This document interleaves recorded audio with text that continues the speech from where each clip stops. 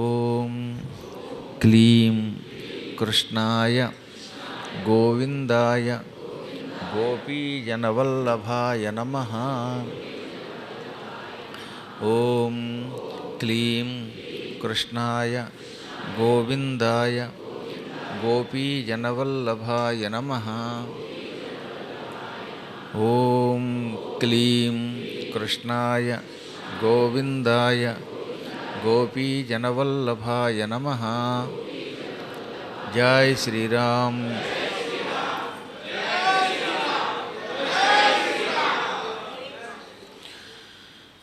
శివశర్మోపాఖ్యానం పద్మపురాణంలోని భూమిఖండంలోది.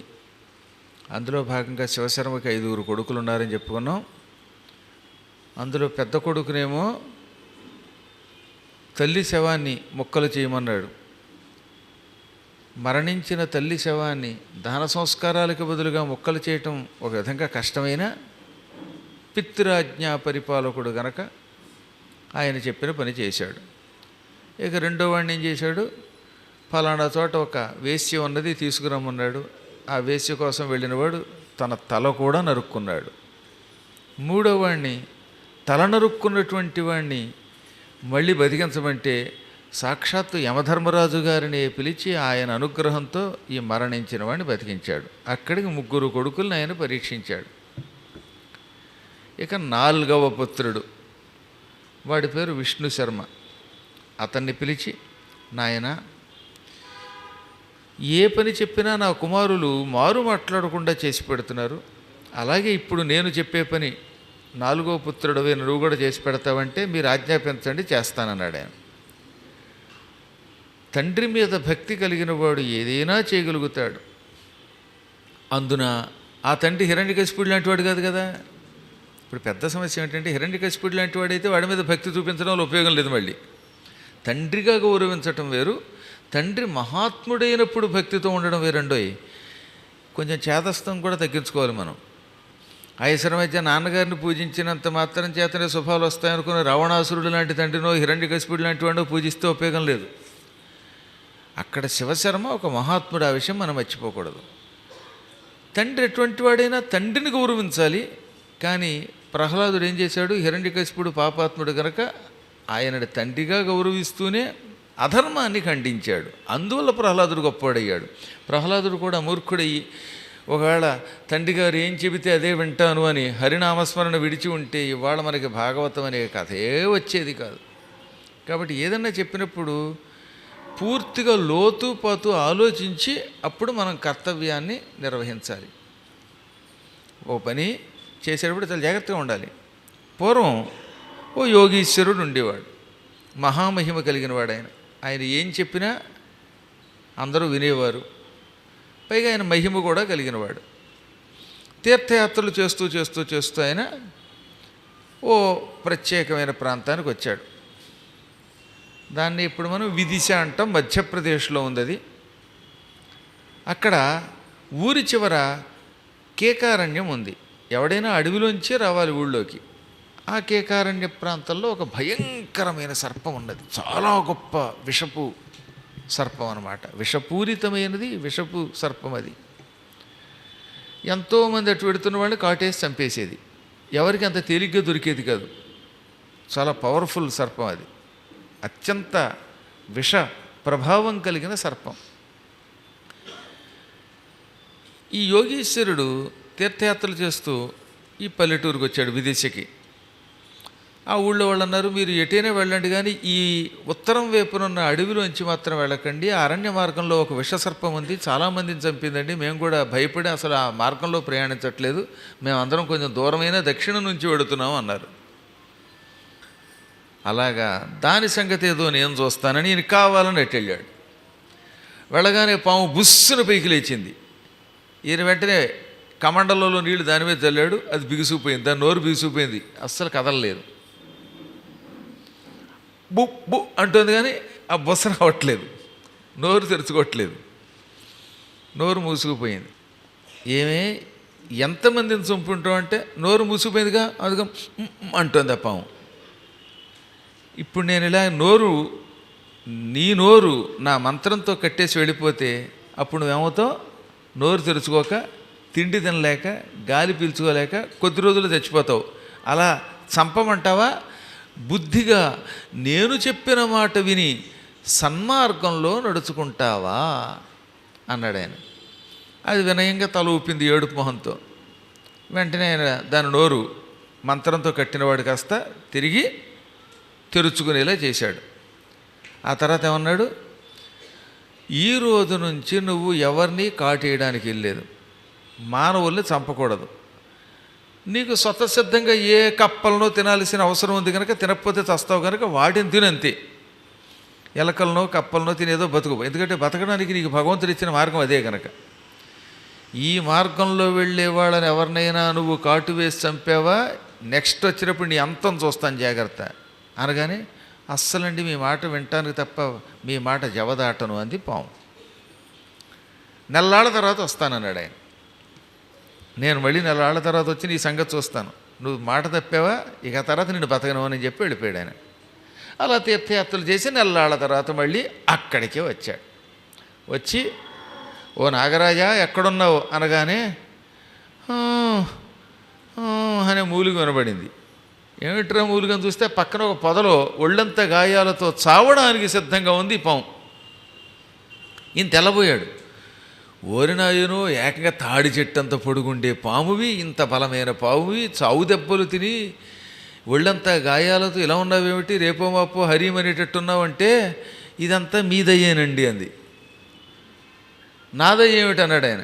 మీరే కదండి ఎవరిని కాటేయద్దన్నారు, అందుకని ఇటుగా ఎవరన్నా పెడుతుంటే చూసి పక్కకి తప్పుకున్నాను, దాంతో అందరూ నన్ను లోకు కట్టారు.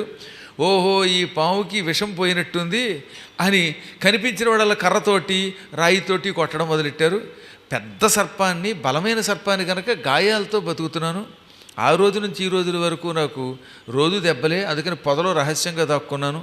చూసారా, మీ మాట విని ఎవరిని కాటు వేయకపోవటం వల్ల నాకు ఈ స్థితి వచ్చింది. పాములు కాటు వేయకపోతే ప్రజలు చంపేస్తారు, కొట్టకపోతే పామును కూడా ఏమంటారట, కొమ్మరి పురుగు అంటారు. నా బతుకులు అయిపోయింది అనగానే ఆయన నవ్వాడు.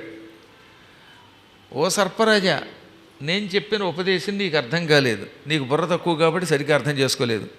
నేను నిన్ను ఎవరిని కాటు వేసి చంపవద్దని మాత్రమే చెప్పాను.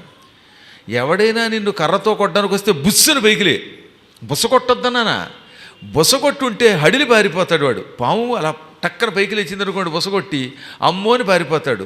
నువ్వు పిచ్చిదానిలాగా అహింసా పరమో ధర్మ అన్నదాన్ని సరిగ్గా అర్థం చేసుకోలేక వచ్చిన వాళ్ళ దగ్గర తలకే ఉంచుకున్నావు, తలకే ఉంచుకుంటే చంపేస్తారు ప్రజలు. సింహమైనా సరే కరవకపోతే చంపుతారు. ఆత్మరక్షణ చేసుకోవాలి, ప్రజల్ని చంపకూడదన్నాను నేను. అనగానే నాకు సరిగ్గా అర్థం కాలేదండి, అందుకే దెబ్బలు తిన్నాను, ఈసారి అలాగే చేస్తానండి, ప్రస్తుతం నా శరీరం బాగు చేయండి అంటే ఆయన బాగు చేశాడు. ఆ తర్వాత నుంచి అది ఎవరిని కాటేసేది కాదు, కానీ ఎవడన్నా అక్కడ కనపడితే కళ్ళురిమి పుస్ అనేది, ఆ కస్సు బుస్సు అనేసరికి ధ్యానం బాబో ఇది మళ్ళీ కాటేస్తున్నాడు పారిపోయారు, అటు రావడం మానేశారు. కాబట్టి మనం గుర్తుపెట్టుకోవాల్సింది ఏమిటి, తల్లిదండ్రుల్ని పూజించమన్నాము అంటే ఎటువంటి తల్లిదండ్రుల్ని అంటే రాజారెడ్డి గారు లాంటి వాళ్ళనో, లేకపోతే ఇక్కడ ఉన్నటువంటి పుణ్యాత్ములను, ఏది పురాణాలు వినేవాళ్ళని మంచి వాళ్ళని పూజించమని. అంతేగాని రోజు నోటికొచ్చినట్టు వాగుతూ, భార్యాభర్తల మధ్యలో గొడవలు పెడుతూ, అత్తమామల మధ్య తగాదా పెడుతూ, తండ్రికి కొడుక్కి తగాదా పెడుతూ, నోటికొచ్చినట్టు మాట్లాడేటటువంటి వాళ్ళు, సంయమనం లేనటువంటి వాళ్ళు, పాపాత్ముడు తండ్రి అయినా సరే వాడిని పూజించకూడదు. అక్కడ మాత్రం జాగ్రత్తగా ఉండాలి. నాన్న నీకో దండం, కానీ పిచ్చివాగుడు వాక్కు ఇలా అనాలి. నాన్నగా అన్నం పెట్టు, నాన్నగా గౌరవించు, కానీ చెప్పుడు మాటలు మనకు వింటే నీ కొంపే కొల్లేరు అవుతుంది. ఎప్పుడైతే ఈ పాము సరిగ్గా అర్థం చేసుకోలేదో చావు దెబ్బలు తిందా. కాబట్టి ఎప్పుడైనా మనం ఏం చేయాలన్నమాట, అహింసా పరమోధర్మ అంటే మన జోలికి రానంత వరకు అందరినీ జాగ్రత్తగా హింసించకుండా చూసుకోవాలి. కానీ మిమ్మల్ని చంపేస్తున్నప్పుడు ఏం చేయాలన్నమాట, మీరు కూడా కర్రబుచ్చుకోవాల్సిందే, లేకపోతే ఆత్మరక్షణ ఉండదు. ఉపనిషత్తుల కథలు ఎంత బాగుంటుందో అండి. ఇది ఉపనిషత్ సారం అంటే. యోగుల కథలు ఎన్నున్నాయో ఇలాంటివి. యమస్మృతి అయితే అపూర్వంగా 80,000 కథలు ఇచ్చింది మనకి. ఆ కథలు చదువుతున్నప్పుడు ఆహా, సంపూర్ణంగా వీటిని చదివి అర్థం చేసుకుంటే ప్రజలు ఎంత సుఖంగా ఉంటారు, వాళ్ళ జీవితం ఎలా మారుతుందో తెలుస్తుందన్నమాట. అందువల్ల శివశర్మ మహాత్ముడు ఆయన కొడుకులు కూడా మహాత్ములై పుట్టారు. తండ్రి పిసినుగొట్టయితే సహజంగా ఆ లోభిత్వం ఎంతో కొంత వస్తుంది పిల్లలకి. ఎక్సెప్షన్ కేసులు పక్కన పెట్టండి. తండ్రికి షుగర్ ఉంటే పిల్లలకి ఏమవుతుంది? హెరిడిటీగా షుగర్ వస్తుంది. అందుకే ఎక్కడన్నా జుట్టు ఊడిపోతుంటే మీ వంశంలో అందరికీ బట్టతలు ఉందా అని అడుగుతారు మన వాళ్ళు అనమాట. డాక్టర్ గారి దగ్గరికి అడగానే ఉందేమని చెప్తారనమాట. మీ వంశపారంపర్యంగా జుట్టు ఊడిపోవడం ఉందా? ఉందండి. అందుకని చిన్నప్పుడే బట్టతలు వస్తుంది. తండ్రి గారికి, తాతగారికి అందరికీ కూడా కుష్ఠరోగం ఉంటే మనవలకి, పిల్లలకి అలా వస్తుంది. వాళ్ళకి బీపీ ఉంటే వాళ్ళకి బీపీ వస్తుంది, వాళ్ళకి షుగర్ ఉంటే వాళ్ళకి షుగర్ ఉంటుంది, వాళ్ళకి పొగరు ఉంటే వీళ్ళకి పొగరు ఉంటుంది. ఆ తాతగారు, తండ్రి గారు అందరూ ఫ్యాక్షనిస్టులే, పిల్లలు కూడా ఫ్యాక్షనిస్టులే అవుతారు. ఏ గూటి చిలక ఆ గూటి పలికే పలుకుతుంది కదా. అందుకని వెనకటికి ఎవడో మెళ్ళో యజ్ఞోపేతం వేసుకున్నట్ట మహానుభావులైనటువంటి ఋత్విక్కులు భోజనం చేస్తుంటే కూర్చున్నాడు. నేను కూడా బ్రాహ్మణుని కూర్చున్న తర్వాత వడ్డనకు వచ్చిన తర్వాత అందరూనేమో ఏది ఓ నిమ్మకాయంత అన్నం పెట్టండి, దెబ్బకాయంత అన్నం పెట్టండి, పిడికెడు అన్నం పెట్టండి అంటున్నారు. వీడి దగ్గరికి రాగానే కోడిగుడ్డంత అన్నం పెట్టన్నాడు. అందువల్ల రోడ్డుకు వాడికి అలవాటు అది. అందువల్ల ఎవడు ఏ గుడి చిలక ఆ గుడి పలుకు పలుకుతుందని. సామెతలు కూడానండి, అంటే కాస్త హాస్యం అనుకోండి, ఎవరేమనుకోండి, ఈ వినేవాళ్ళలో ఒకళ్ళిద్దరు దరిద్రులు తిట్టుకున్నా వీ డోంట్ కేర్ అనుకోండి. ఇప్పుడు ఎవడైనా పేదవాడు ఉన్నాడు తండ్రి, ఆ తండ్రి గారి దగ్గర కొడుకు వచ్చి నాన్న ఓ స్కూటర్ కొనిపెట్టంటే అప్పుడు తండ్రి ఏమంటాడు? రే నాకే లేదు చూస్తున్నాను అడుక్కు తింటూ ఉంటే వాడి నీకు పాయసం ఏమిట్రా అంటాడు. అయ్యి అడుక్కు తింటూ ఉంటే కొడుక్కేమో పాయసం చేయాలా, చక్కెర పొంగలి చేయాలా అని. ఈ మధ్యన ఇలాగే పంక్తి భోజనంలో వాడు కూర్చున్నాడు. అయ్యి అడుక్కు తింటూ ఉంటే కొడుకు కోడి పొలం అడిగట్ట అన్నాడు. అంటే వాడి సామెత ఎందుకు వచ్చిందో వాడికి రోజు కోడి పొలం అలవాటు. అంచేత ఏ గూటి చిలుక ఆ గూటి పలుకుతుంది అని ఒక సామెత. శివశర్మ లాంటి మహానుభావుడు, పితృభక్తి పరాయణుడు, సర్వసిద్ధులు కలిగిన వాడు. ఆయన భార్య కూడా ఉత్తమురాలు అవడం వల్ల కొడుకుల లాంటి వాడు. అందుకని 4వ కొడుకుని పిలిచామన్నాడు, నాయన పెద్దవాడు, రెండోవాడు, మూడోవాడు కూడా చెప్పిన పనులు చేశారు. మూడోవాడైతే చచ్చిపోయిన రెండోవాడిని బతికించేవాడు. రెండోవాడేమో నా కోసం ఒక అందగత్తిని తీసుకొచ్చాడు. అనంగ మేఖల అని పేరు కలిగిన ఒక వేశ్యని, సుందరిని నా కోసం పట్టుకొచ్చాడు. ఆ సుందరి నా ఎదురుగుండా ఉంది. తీరా సుందరిని పొందాలని నేను అనుకుంటూ అంటే నా శరీరం అంతా రోగంతో ఉంది. ముసలాండి అయిపోయాను.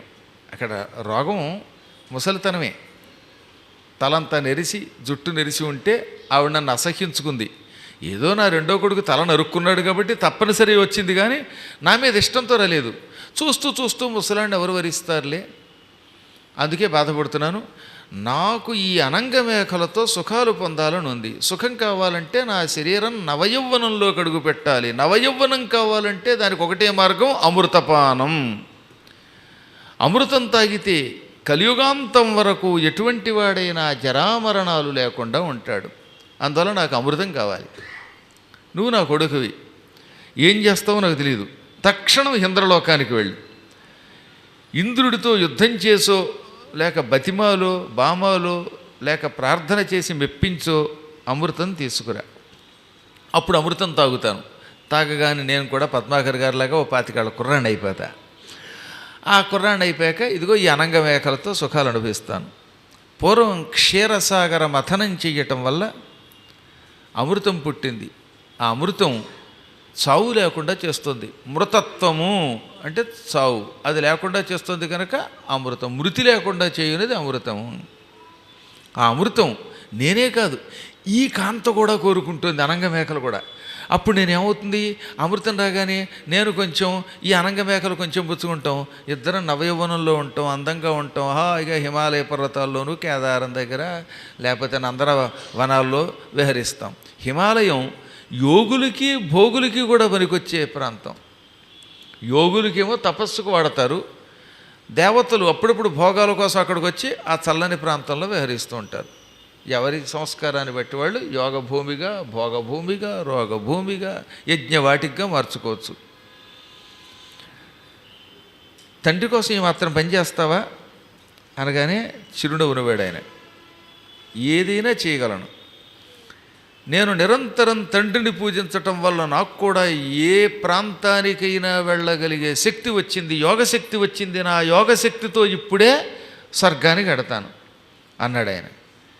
కేవలం తండ్రి ఇచ్చిన మంత్రాన్ని జపం చేస్తూ తండ్రిని భక్తితో రోజు పూజించటం వల్ల తెలియకుండానే అతనికి యోగశక్తి వచ్చింది. ఆ యోగశక్తితో ఆకాశగమనం వచ్చింది. ఆకాశగమనం అంటే వీళ్ళు అక్కడికి ఇక్కడికి కాదు, ఏకంగా పైకి అక్కడ దాకా వెళ్ళగలిగట, ఇది స్వర్గలోకం దాకా. అలాంటి వాళ్ళు ఎంతోమంది ఉన్నారు. ఇప్పుడు భీష్ముడు ఉన్నాడు, వాళ్ళ నాన్నగారి వల్లే కదా స్వచ్ఛంద మరణం అనే వరం పొందాడు. భీష్ముడి తండ్రి శంతనుడు, నువ్వు నా కోసం సత్యవతిని పట్టుకొచ్చావు, నా కోసమే నువ్వు ప్రతిజ్ఞ చేసావు, పెళ్లి చేసుకోకుండా ఆగిపోయావు, ఇంత గొప్ప పని చేసావు గనక నేను నీకు స్వచ్ఛంద మరణం అనే వరం ఇస్తున్నాను, నువ్వు కోరుకుంటేనే చావు వస్తుందన్నాడు. అదిగో ఆ శక్తి వల్లే భీష్ముడు ఈ మార్గశిర మాసంలో అంపశయ్య మీద పడిపోయి కూడా మళ్ళీ మాఘమాసం వచ్చేదాకా, శుక్లపక్షంలో అష్టమి వచ్చేదాకా ఆగాడు. అష్టమి నాడు పోతే మన వాళ్ళు ఏమిటో భీష్మ ఏకాదశి అని చేస్తారు. భీష్ముడు పోయింది అష్టమి, కానీ ఏకాదశి నాడు భీష్మ ఏకాదశిని ఎందుకు చేస్తున్నాం? ఏకాదశి నాడు భీష్ముడి పేరు చెప్పి జపతపాలు సంతర్పణలు చేశారు. భారతంలో అయితే మాత్రం అష్టమి అనే ఉన్నది, అందుకే భీష్మాష్టమి అంటారు దాన్ని. సరే, అదో పక్కన పెడితే అంతకాలం బాణాల మీద పడుకుని ఆ బాధ సహించి ఎలా బతికాడు? వాళ్ళ నాన్నగారు ఇచ్చిన వరం వల్ల. ఆ నాన్నగారు ఎందుకు వరం ఇచ్చాడు? పితృసేవ చేయటం వల్ల. అలాగే ఇప్పుడు శివశర్మ కూడా పితృసేవ చేస్తున్న ఈ పిల్లలకి తన దివ్యశక్తిని ప్రసాదించాడు. ఆ యోగశక్తి వల్ల ఇప్పుడు విష్ణు శర్మ రివ్వున ఆకాశానికి ఎగరడం మొదలుపెట్టాడు. ఆకాశ మార్గంలో చాలా ప్రయాణం చేయాలంటే, స్వర్గం అంటే టక్కన వెళ్ళిపోతాం అనుకోకండి. ఒక్క శ్రీమన్నారాయణ కటాక్షమో, శివ కటాక్షమో, అమ్మవారి కటాక్షమో ఉంటే కళ్ళు మూసి తెరిచేలోపు స్వర్గానికి వెళ్ళగలరు. కానీ సాధారణంగా ప్రాణం విడిచిపెట్టిన పుణ్యాత్ముడు స్వర్గానికి వెళ్ళాలంటే భూలోక కాలమానం ప్రకారం ఏడాది గడుస్తుంది. కాబట్టి చచ్చినవాడు వెంటనే స్వర్గానికి వెళ్ళాడండోయ్. ఒక ఆయన చాలా ఉత్తముడు, మంచి మంచి పురాణములు విన్నాడు, చచ్చిపోయేటప్పుడు స్వర్గానికి వెళ్ళాలనుకున్నాడు. అటువంటి వాడు శరీరం విడిచిపెట్టాక వాడు స్వర్గానికి వెళ్ళాలంటే ఇవాళ ఏదో మార్గశిర మాసం చతుర్దశి నాడు చచ్చిపోతే మళ్ళీ వచ్చే సంవత్సరం మార్గశీర్ష చతుర్దశి నాటికి మాత్రమే స్వర్గం దగ్గరికి వెళ్ళగలుగుతాడు. అదే పాపాత్ముడైతే సరిగ్గా ఇదే సంవత్సరం తర్వాత నరకానికి వెడతాడు. ఇంకా పాపాత్ముడు పుణ్యాత్ముడు కాకుండా మరీ నీచుడైతే ప్రేతాత్మగా మారిపోతాడు. ప్రేతాత్మకి ఈ బాధ లేదు, చచ్చి చావగానే వాడు హే అని ప్రేతాత్మ అవుతాడు. ఆ తర్వాత అడవుల్లో పడి ఏడుస్తాడు. కాబట్టి స్వర్గానికంటే చచ్చి చచ్చగానే మా నాన్నగారికి ఇంకేం చేయక్కర్లేదండి, ఆయన చావగానే స్వర్గానికి వెళ్ళాడని అనుకుంటే భ్రమ. అందుకనే తండ్రి గారు స్వర్గానికి వెడుతున్న మార్గంలో ఇబ్బంది లేకుండా సుఖంగా వెళ్ళాలంటే ఆయన కోసం మనం ఇక్కడ ఏం చేయాలి? మాసికములు పెట్టాలి. కొంచెం జాగ్రత్తగా వినండి.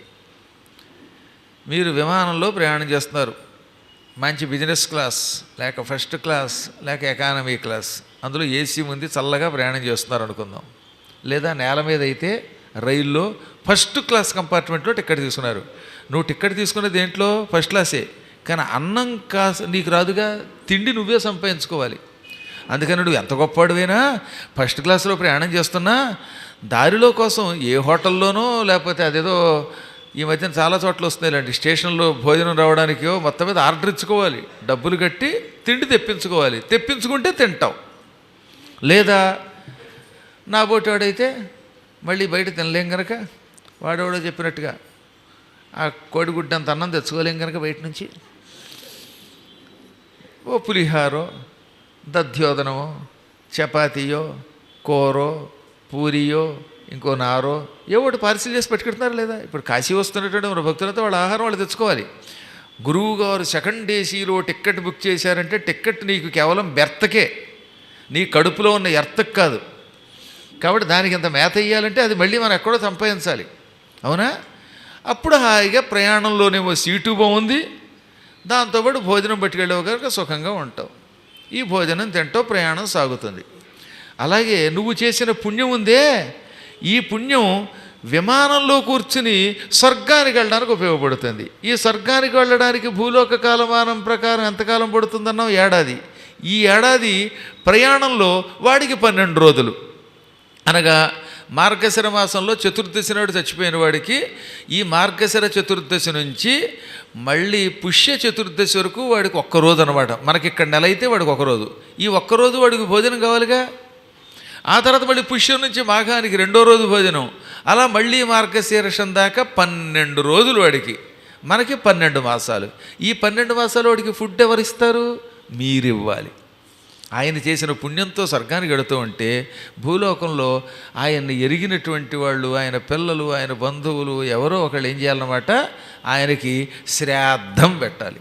అది నీ శ్రాద్ధం అంటే.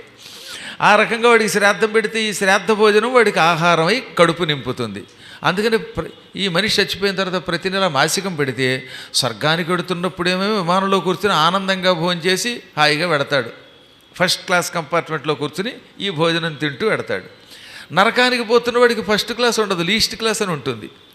జనరల్ కంపార్ట్మెంట్ కంటే దరిద్రం అది. పరమ భయంకరమైన నరక మార్గంలో వెడతాడు. ఆ నరక మార్గంలో వెళ్ళేవాడికి అది కష్టమే. కాబట్టి వాడికి కూడా శ్రాద్ధం పెడితే ఈ మాసికం పేరుతో అప్పుడు వాడు అన్నం తింటూ పెడతాడు. వాడు వెళ్ళేది నరకం, వీడు వెళ్ళేది స్వర్గం. ఎక్కడికి వెళ్ళినా మధ్యలో భోజనం మనం ఇక్కడ పెట్టవలసిందే. ఇప్పుడు ఒక సమస్య వచ్చింది. ఒక ఆయన ఉన్నాడు, ఆయనకి పిల్లలు లేరు, మంచివాడు, పుణ్యాత్ముడు, మరణించాక దివ్య విమానంలో స్వర్గానికి పోతున్నాడు. ఇప్పుడు ఇక్కడ భూలోకంలో కొడుకులు లేరు, ఆయనకి కూతుళ్ళు లేరు, అల్లుళ్ళు లేరు, స్నేహితులు లేరు, సోదరులు లేరు, ఉన్నా పెట్టేవాడు లేడు. అప్పుడు ఇతడు విమానములో స్వర్గానికి వెడతాడు. స్వర్గానికి వెళ్ళాక బాగానే ఉంటుందండి. అక్కడ ల్యాండ్ అయ్యాక ఇమ్మిగ్రేషన్ వేసి లోపలికి పంపిస్తే బాగానే ఉంటుంది, అక్కడ భోజనాలు అమృతాలు. కానీ ఈ ఇమ్మిగ్రేషన్కి వెళ్ళే లోపు మరి వాడికి విమానంలో భోజనం ఎలాగా?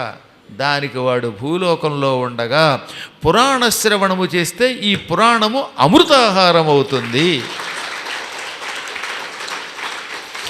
అందుకని నిత్యం శ్రద్ధతో వినండి వినండి అంటున్నాం.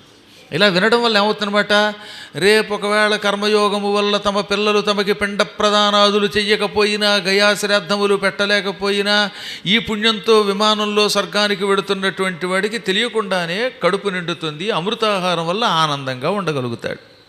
కాబట్టి ఎప్పుడు కూడా గుర్తుపెట్టుకోవాల్సింది ఏంటంటే, మనకి మనమే విమానం టికెట్ బుక్ చేసుకోవాలి. ఏది? స్వర్గానికి. మనకి మనమే ఆ విమాన ప్రయాణంలో ఆహారం సంపాదించాలి. ఇక నరకానికి వెళ్ళేవాడికి మనం ఏం చేయలేము అనుకోండి, అది కర్మ. వాళ్ళకి ఎవడోవాడు ఏదో చేయవలసిందే. ఎవడైనా కర్మగాలి నరకానికి పోతున్నాడు, వాడు పాపాత్ముడు అనుకుంటే వాడి మీద జాలితో మీలాంటి వాళ్ళు ఎవడైనా వాడు తెచ్చాక భాగవతం సప్తాహ దీక్షతో చేయిస్తే అప్పుడు వాడు బాగుపడతాడు. అందుకే నిరంతరం ఎందుకు ఇన్ని భాగవత సప్తాహాలు చేస్తున్నారు గురువుగారు? ఏమో అందులో గోత్రనామాలు ఇచ్చే వాళ్ళలో ఎవడైనా పాపాత్ముడు ఉంటే వాడు తరిస్తాడు. అప్పటికే తరిస్తే ఇంకా ఇంకా ఇంకా వాడి పుణ్యం పెరుగుతుంది. అందువల్ల ఈ ప్రపంచంలో భాగవత సప్తాహమే పరమ నీచాతి నీచ నికృష్టపు మరణము పొందిన వానికి పాపాత్మనికి సద్గతి కలిగించగలిగే ఏకైక సాధనం అన్నమాట అది. ఆ మాటని వేదవ్యాసుల వారు చాలా గట్టిగా చెప్పారు. భాగవతం వల్ల ఒకవేళ ఎవడైనా కైవల్యం పొందకపోతే ఇక సృష్టి తల్లకిందులైనా వాడు బాగు చేయలేదు. అదేగా గోకర్ణోపాఖ్యానం. నేను ఏం చెప్పినా పరమ పవిత్రమైన పురాణములలో అందులో వ్యాసుడు చెప్పిన మాటే చెప్పాను. గోకర్ణోపాఖ్యానం, దుందుకారుడి చరిత్ర అదే. దుందుకారుడి లాంటి నీచుడు కూడా శ్రీమద్భాగవత సప్తాహం వల్ల మోక్షం పొందగలిగాడు. రోజుకొక ఉపాసన, రోజుకో గురువుని పట్టుకునే కంటే ఒక్కదాన్ని గట్టిగా పట్టుకోండి. మన పురాణాలు వింటూ వీలున్నప్పుడల్లా భాగవత సప్తాహమే చేయించుకోండి, తొందరగా తరిస్తారు. పూర్వం ఒక ఆయన ఉండేవాడు, ఆయనకి వరరుచి అని పేరు. ఆయనకు 4 కొడుకులు. పెద్ద కొడుకు ఒక రోజున ఇంట్లో పూజలో ఉండగా చిన్న కొడుకు ఆఖరాడు 4వ వాడు ఆయన చూడడానికి వెళ్ళాడు. పూజలో ఉండగా ఈ పెద్ద ఆయన ఎవరితో మాట్లాడండి. అందుకని పూజ అయ్యేదాకా ఎవడైనా బయట అరుగు మీద కూర్చోవలసిందే. అరుగు మీద కూర్చున్నాడు ఆయన. వదినా వదినా అన్నయ్య ఏం చేస్తున్నాడంటే, నాయన ఇప్పుడే విఘ్నేశ్వర పూజ చేస్తున్నాడురా అన్నాడు. వెంటనే ఈయన గుణపం తీసుకుని ఆ ఎదురుగుండా ఉన్న పెరట్లో గొయ్యి తవ్వాడు. వాళ్ళకి పూర్వం చాలా పెద్ద పెద్ద పెరళ్ళు ఉండేవి. ఇంట్లో విశాలమైన స్థలాలు ఇల్లు కట్టుకునేవారు. అంతేగాని 100 గజాలు, 90 గజాలు, 150 గజాలు, మళ్ళీ 25 గజాలు వీటిలో ఇల్లు కట్టుకునేవారు కాదు. మళ్ళీ ఆ 100 గజాలు కొనుక్కుంటే పక్కవాడు 10 గజాలు లాగేసుకుని కబ్జా చేయడాలు, ఈ గందరగోళాలు లేవు పూర్వకాలంలో. సరే, విశాలమైన ఆ పెరట్లో గుణపంతో గొయ్యి తవ్వాడు. కాసేపటికి షోడశోపచారాలు అన్నీ అయిపోయాక గంట అయిపోయింది, హారతి కొట్టేశాడు. హారతి అయిపోయింది కనుక అన్నయ్య బయటకు వస్తున్నాడేమో అని వదిన అన్నయ్య పూజ అయిందంటే ఇప్పుడు సుబ్రహ్మణ్య పూజ మొదలెట్టాడు రా అన్నాడే. ఈయన మళ్ళీ ఇంకో గొయ్యి తవ్వాడు. పొద్దున్న 6ంటికి వచ్చాడు వీడు. మధ్యాహ్నం 12 దాకా గణపతి పూజ అయ్యింది, సుబ్రహ్మణ్య పూజ అయ్యింది, దుర్గా పూజ అయ్యింది, చండీ పూజ అయ్యింది, విష్ణు పూజ అయ్యింది, ఆ తర్వాత నాగేశ్వర పూజ అయ్యింది, రుద్ర పూజ అయ్యింది, ఆ తర్వాత మళ్ళీ ఇంకేదో ప్రమథగణాల పూజ అయ్యింది. ఇలా ఆయన ఏకంగా 12 గంటల దాకా రోజు అరగంటకి ఒక్కొక్క పూజ మారుస్తూనే ఉన్నాడు. ఈయన గోతులు తవ్వుతూనే ఉన్నాడు. ఆయన లోపల 30 పూజలు చేశాడు, ఈయన 30 గోతులు తవ్వాడు. పావు గంటకో 20 నిమిషాలకో పూజ అవ్వడం, మళ్ళీ హారత ఇవ్వటం, ఏది ఇన్ని ఉపచారాలు. చివరికి 12 గంటలకి ఆయన పూజ పూర్తయి బయటకు వచ్చాడు. రాగానే తమ్ముడు చూసి తెల్లబోయాడు. ఎందుకని? గొయ్యి ఎక్కడ చూసినా గోతులే.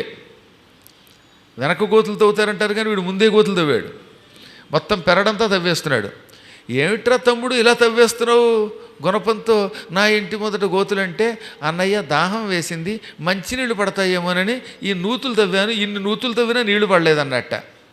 ఒరే మూర్ఖుడా, నువ్వే తవ్వాలనుకుంటే ఇన్ని గోతులు తవ్వే బదులు 30 గోతులు తవ్వే బదులు ఒక్క గొయ్యి అలా గట్టిగా పట్టుదలతో తవ్వితే నీళ్లు పడేవి కదరా అన్నాడు.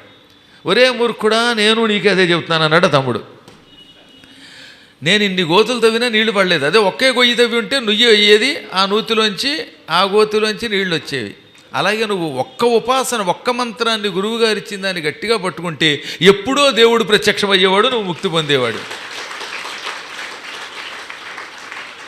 ఇప్పుడు మనం చేసేది అదే. ఉపాసన చెయ్యాలి. గణపతి పూజ అయ్యాక ఏదో ఒక మంత్రాన్ని గట్టిగా పట్టుకోవాలి.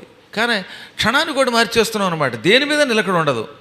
మంత్రోపాసనలు, అర్చనలు ఎలాగో ఏ రోజుకి ఆ రోజుని బట్టి ఉంటుంది. ఒక రోజు కృష్ణాష్టమి నాడు కృష్ణుడు పూజ, శివరాత్రి నాడు శివరాత్రి అర్చనే చేయాలి కాదంటల్లా. కానీ ప్రతిదినము కూడా గురువుగారండి భూమి కోసం వసుధా మంత్రం ఇవ్వండి, డబ్బు కోసం వ్యూహలక్ష్మి ఇవ్వండి, జుట్టు పెరగడానికి వ్యోమకేసి ఇవ్వండి, పడుకోవడానికి నిద్రపోవడానికి మంత్రం ఇవ్వండి, ఆంజనేయుడి మంత్రం హరిమర్కట ఇవ్వండి. ఇలా ఇన్ని మంత్రాలు అక్కర్లేదండి. ఒక మంత్రమును గురువును నమ్మి చెయ్యండి. ఏదో ఒక మంత్రం మీద పూర్తిగా నిలబడండి. మీకు తోచిన ఒక గురువుని పెట్టుకోండి. ఎన్ని మంత్రాలు ఇచ్చినా సరే, ఉద్యోగానికి ఇది సరిపోతుందండి, వేరే మంత్రం ఇవ్వండి అని వాడే అడుగుతాడు. నేను చెప్పడమేమని చెప్పను. డాక్టర్ గారి దగ్గరికి వెళ్ళారు. వెళ్ళగానే ఆయన ఏదో మంది ఇస్తుంటే, డాక్టర్ గారు ఇదేం మందండి, ఇంజక్షన్ పడవరా అండి అంటాడు. దాంతో ఇంజక్షన్ పొడుస్తారు. పొట్టకు అదేదో టెస్ట్ ఉంటుంది, చెయ్యరా అండి అని నువ్వే అంటే ఏం చేస్తాడైనా, స్కానింగ్ ఇది అంటాడు. ఉన్నదంతా స్కామ్, అక్కడ స్కాను ఇక్కడ స్కామ్. ఏదో డాక్టర్ గారి దగ్గరికి వెళ్ళాక ఆయన ఏదో చెప్పేది వినొచ్చు కదా, కంగారు అన్నమాట. ఏమండి ముక్కు మంది వేరే ఇవ్వండి, చెవి మంది ఇవ్వండి, అదేదో మంది ఇవ్వండి, శరీరంలో మొత్తం ఎన్ని అవయవాలు ఉంటే అన్ని మందులు ఇవ్వండి నువ్వే చెబితే ఇంక డాక్టర్ గారు ఎందుకు?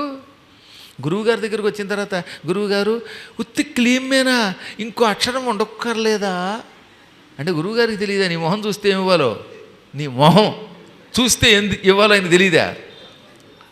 ఓరి నీ మొహం చూస్తే ఏమివ్వాలో గురువుగారికి తెలియదా? తెలుసు. కానీ ఏంటి లోపు వీడి కంగారు అన్నమాట. వినరు. మళ్ళీ ఒకవేళ గురువుగారు వాడు అడిగిన మంత్రం అయిపోతే ఈ గురువుగారిని మానేసి ఇంకో గురువుగారి దగ్గరికి కడతాడు. ఆ గురువు బరువు అయిపోయి ఇంకో చోట కడతాడు. చివరికి అతో భ్రష్ట ఇతో భ్రష్ట సర్వభ్రష్ట అన్నట్టుగా అయిపోతాడు. ఇప్పుడు వచ్చిన తిప్పలదే.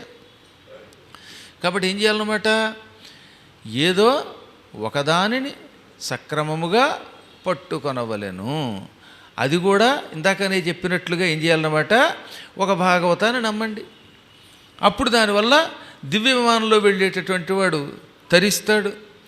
ఏది ఏమైనప్పటికీ స్వర్గమునకు వెళ్ళినప్పటికీ తిరిగి వాడు భూలోకములో కనుక తన వాళ్ళు శ్రాద్ధములు పెట్టకపోతే ప్రయాణంలో ఆహారం లేక ఇబ్బంది పడతాడు. ఆ ఇబ్బందిగా ఆ తర్వాత సుఖపడిన ముందు 1 సంవత్సర కాలం భూలోక ప్రకారం, మార్గమధ్యంలో అయితే 12 రోజులు తిండి లేకపోవటం అది ఒక కష్టమే. ఇక నరకమైతే మహాబాధే.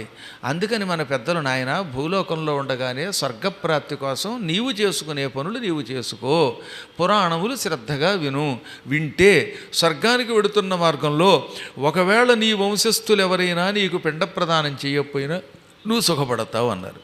ఇవాళ మీ పిల్లల్ని నమ్మకండి. రోజు పారాయణలు చేస్తున్నటువంటి ఎంతోమందిని నేను చూశాను, వాళ్ళ తల్లిదండ్రులకు తద్దినం పెట్టట్లేదు ఇంట్లో.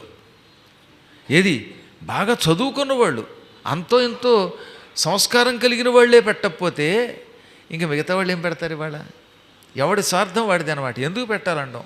అలా ఎప్పుడు అనకండి. తల్లులకు, తండ్రులకు, పితృదేవతలకి, సోదరులకి, అందరికీ పెట్టాలండి. నేను చూశాను అలాంటి భక్తుల్ని పాపం. స్నేహితులకు కూడా పిండ ప్రదానం చేసిన వాళ్ళు ఉన్నారు తెలిసిన. కాశీ వచ్చి నలుగురు స్నేహితుల కోసం పిండ ప్రదానం చేసిన ఒక శిష్యుడిని ఎరుగుదాను నేను. పైగా అసలు ఇంట్లో తద్దినాలు మానేశారు. పైగా తద్దినాలకు మళ్ళీ ఓ సత్రం పెట్టవలసిన కర్మ తీసుకొచ్చారు ఇవాళ. ఏమన్నా అంటే అపార్ట్మెంట్లు అండి, కంపార్ట్మెంట్లు అండి అనడం. అపార్ట్మెంట్ అయితే అది నీదేగా, కొనుక్కున్నావుగా. మరీ అద్దె ఇంట్లో ఆ ఓనర్ కనుక ఏడిపిస్తే అది వేరే విషయం. కానీ అన్ని చోట్ల ఏడిపించట్లేదు ఇవాళ అసలు హౌస్ ఓనర్స్ కంటే అద్దెకున్న వాళ్ళు ఏడిపిస్తున్నారు. ఓనరే కర్మగాలి వానరం అయిపోయాడు. ఇప్పుడు ఓనర్లే ఏడుస్తున్నారు, అద్దెకిస్తే ఖాళీ చేయరు, అద్దెవ్వరు, అన్నిటికీ హక్కులు అంటారు. దానికి తోడు గవర్నమెంట్లు కూడా వాళ్ళకే సపోర్ట్గా ఏడుస్తున్నాయి. కాబట్టి ఎంత పాపం చేస్తున్నారో ఆలోచించండి. పితృదేవతలకి శ్రాద్ధం పెట్టకపోవటం వల్ల క్రూర కఠోర ఘోర నరకములు పాలవుతారు. ఎక్కడున్నా మా నాన్నగారు 2001లో వెళ్ళిపోయారంటే 23 ఏళ్ళు పూర్తి అయిపోయింది అప్పుడే. రేపు మళ్ళీ మాఘమాసంలో బహుళ పంచమి నాడు వస్తున్నది ఆయన తిథి. మా అన్నదమ్ములందరూ వచ్చేస్తున్నారు. ఏదో మరీ మా ఆఖరాడు విదేశంలో ఉన్నప్పుడు తప్ప ఏ ప్రాంతంలో పెట్టినా వస్తున్నారు. ఒక్కళ్ళు కూడా ఏనాడు మిస్ అవ్వటం లేదు. పైగా నా ఖర్చు అంటే నా ఖర్చు అంటారు. గర్వంగా చెబుతున్నాను నేను. మేము ఎంతో అదృష్టవంతులం. నాన్నగారు అమ్మ అదృష్టవంతులు. 6 అన్నదమ్ములు ఉన్నాం.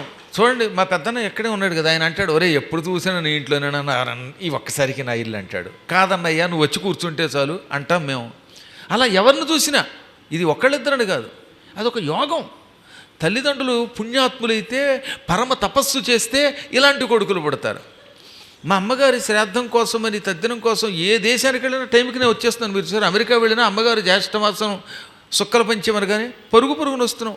ఈ సంవత్సరం గౌహతిలో పెడుతున్నాం అండి అమ్మగారి కోసం. గౌహతిలో శ్రాద్ధం పెట్టడం చాలా గొప్ప. బ్రహ్మపుత్ర నదీ తీరానికి సంబంధించిన ప్రాంతంలో శక్తిపీఠంలో తల్లిదండ్రులకు ఏది కాశీ కానీ బ్రహ్మపుత్ర లేకపోతే ఇంకో గంగా తీరం హరిద్వార్ కానీ సుఖస్థలం కానీ ద్వారక కానీ ఇలాంటి క్షేత్రములలో పిండ ప్రదానం చేస్తే వైకుంఠంలో ఉన్న వాళ్ళకి ఎన్ని కల్పములైనా వైకుంఠమే ఉంటుంది. కైలాసంలో ఉంటే ఎన్ని కల్పములైనా కైలాసమే వస్తుంది. స్వర్గంలో ఉన్న వాళ్ళేమో ఉత్తమ లోకాలకు ఇంకా పైకి వెళ్ళిపోతారు. అందుకని క్షేత్రాల్లో పెట్టడం కోసమని రేపు 31వ తారీఖు నాడు మేలో పెడుతున్నాం. అక్కడ మొత్తం అందరం పెడుతున్నాం బోలెడు ఖర్చు పెట్టుకుని. ఇది ఎందుకు చెప్తున్నానో తెలుసా? మీరు ఆత్మస్థుతి అనుకోండి లేకపోతే ఇంకోటి అనుకోండి, తల్లిదండ్రుల ఎడల మన కర్తవ్యం నిర్వహించాలి. గుండెల మీద చేసుకుని ఇక్కడ ఉన్న వాళ్ళు ఎంతమంది వాళ్ళ అమ్మా నాన్నకి అలా సమయానికి పెడుతున్నారు అదనమాట. వీళ్ళు మహాత్ములు. సత్యమే పలకండి, ఏం కొంపలు కదో. ఈ రోజు నుంచి పెట్టడానికి ప్రయత్నించండి. ఇంట్లో ఆ మాత్రం ఒక్క ముద్ద పెట్టలేదు, అది పెద్ద ఖర్చా? 1 గంట 2 గంటలు మన కోసం వెచ్చించండి. ఒకవేళ 12 దాకా ఆగలేకపోతే 10కి కూడా పెట్టచ్చు అన్నారు. కలియుగంలో కాలంతో సంబంధం లేకుండా పెట్టచ్చు. కృతయుగము త్రేతాయుగం వేరు. ఇప్పుడు 12 దాకా ఆగలేకపోతున్నారు, అందరికీ అనారోగ్యాలు వస్తున్నాయి. అందువల్ల ఏం చేయాలన్నమాట, నాయనలారా మేము పూర్వంలో ఉండలేకపోతున్నాం కాబట్టి కాస్త పెందరాళ్ళే 10కి అలా పెట్టేస్తాం. ఎక్కువసేపు ఉండలేతే కనీసం కాళ్ళు కడిగినంత అన్నమైనా పెట్టు. అది లేకపోతే స్వయం పాకమైన ఈ క్షేత్రములలో పెట్టిస్తున్నారు, అలా అయినా పెట్టించు, ఏదో ఒకటి చెయ్యాలి. అప్పుడు వాళ్ళు పితృదేవతలు రుణం తీర్చుకోవటం వల్ల శరీరముతో స్వర్గమునకు వెళ్ళేంత మహిమ పొందుతారు. ఇప్పుడు ఈ శివశర్మ అటువంటి పుణ్యాత్ముడు అవడం వల్ల ఆయన కొడుకు యోగశక్తితో స్వర్గానికి వెళ్ళగలిగాడు. ఈ స్వర్గానికి వెళ్ళడానికి భూలోక కాలమానం ప్రకారం ఆయనకి ఎంతకాలం పడుతుందని చెప్పాను? సంవత్సరం. అదే స్వర్గ మార్గంలో ప్రయాణం అయితేది 12 రోజులు. అది మర్చిపోకూడదు. కాలం మనకి వాళ్ళకి తేడా ఉంటుంది. స్వర్గానికి వెళ్ళి ఆకాశ మార్గంలో ప్రయాణం ఓన్లీ 12 days. కానీ మనకు మాత్రం ఈయన స్వర్గానికి ఎక్కడి నుంచి అక్కడికి వెళ్ళేందుకు ఏడాది పడుతుంది. అందుకని శరీరం ఆత్మశక్తితో పైకి తీసుకుపోతుంటే అలా వెడుతున్నాడు మంచి వేగంగా. స్వర్గానికి వెళ్ళడానికి భూలోకంలో ఏడాది పడుతుందంటే ఎంత దూరంలో ఉందో ఆలోచించండి. స్వర్గం అంటే మాట్లాడుకున్నారా? ఏదో హోటల్కి వెళ్ళి తినేసి స్వర్గంలో ఉందా నీ మొహం, ఈ పేరుకి స్వర్గం. స్వర్గం కాదు, అక్కడ తింటే నరకం. అక్కడ ఆహారం తింటే మాంధాతకాలం నాటి నూనెలో వేయించిన లడ్డూలో ఆ దరిద్ర బజ్జీలో తింటే స్వర్గానికి వెళ్ళవు. బతికొండగా నరకానికి ఎడతావు, లేక చచ్చేనా నరకానికి ఎడతావు. అసలు స్వర్గానికి వెళ్ళాలంటే అంత ప్రయాణం. అందువల్ల అలా ప్రయాణమై విష్ణు శర్మ వెడుతున్నాడు. ఇది ఇంద్రుడు చూశాడు. ఓరి నాయనో, ఎంత పితృభక్తి కలిగినా ఎంత దివ్యశక్తి కలిగినా శరీరంతో వీడు స్వర్గానికి వస్తే రేపటి నుంచి జనం ఏమైపోతారు? ఓహో, మాతాపిత పాదసేవ చేసిన వాడు యోగశక్తి పొందుతాడు. ఆ యోగశక్తితో సశరీరంగా స్వర్గానికి వెళ్ళొచ్చు అనుకుంటారు. దానివల్ల భూలోకంలో ఉన్న వాళ్ళందరూ స్వర్గానికి వచ్చేస్తే మా స్వర్గంలో వాళ్ళు మేమేమైపోతాం? ఇప్పటికే స్వర్గంలో స్థలం సరిపోవట్లేదు అనుకున్నాడు ఆయన. సింగపూర్ ఉంది. సింగపూర్లో మీరు ఎంత గింజుకున్నా సిటిజన్షిప్ రా తెలుసు కదా. యావత్ జీవితం మీరు బతికినా ఇండియన్ పాస్పోర్ట్ అలాగే ఉంటుంది. ఎందుకంటే దాని బతికెంత సింగపూర్ అంతా కలిపి హైదరాబాద్ అంత లేదు. గట్టిగా మాట్లాడితే హైదరాబాదే పెద్దది. అటువంటి దేశంలోకి ఎవరన్నా రానిచ్చిన వాడికి సిటిజన్షిప్ ఎవరో ఉద్యోగం చేయటం తిరిగి వెంటనే వెళ్ళిపోవటమే. కొన్ని ప్రాంతాలు అంతే. దుబాయ్ కూడా అంతే. సిటిజన్షిప్ అంత తేలిగ్గా రాదు. ఇంగ్లాండ్లో సిటిజన్షిప్ అంత తేలిక కాదు. ఇంకా వీటిల్లో కంటే ఇంగ్లాండ్ కొంచెం ఏమనుకోండి. అమెరికాలో సిటిజన్షిప్ అంటే ఇప్పుడు అది కష్టమైపోయింది. విదేశాల్లో సిటిజన్షిప్పే కష్టమైపోతుంటే స్వర్గంలో సిటిజన్షిప్ అంటే అంత తేలిక అనుకున్నాడు ఆయన. అందుకని వీడిని పరీక్షించాలి అనుకున్నాడు. వెంటనే ఏం చేశాడు? ఓ మేనక, నీకు ఆ ఎదురుగుండా ఉన్నవాడు కనపడుతున్నాడా అనగా, కానకపోవటానికి నాకేమన్నా కళ్ళు లేవా? అదిగో కనపడ్డాడండి అన్నది ఆ మేనక. వాడి దగ్గరికి వెళ్ళు, నీ ఆటలతో పాటలతో వాడిని ఆకట్టుకో, ఏదో రకంగా వాడు స్వర్గానికి రాకుండా ఉండేలా చెయ్యి, అమృతం పట్టుకెళ్లకుండా చూడు, వాడిని భ్రష్టుని చెయ్యి అన్నాడు ఆయన. మేనకాం తామువాచేదం గచ్చత్వం మమ శాసనాత్ సమాచరస్వాస్య శీఘ్రం గత్వా విఘ్నం సుమధ్యమే.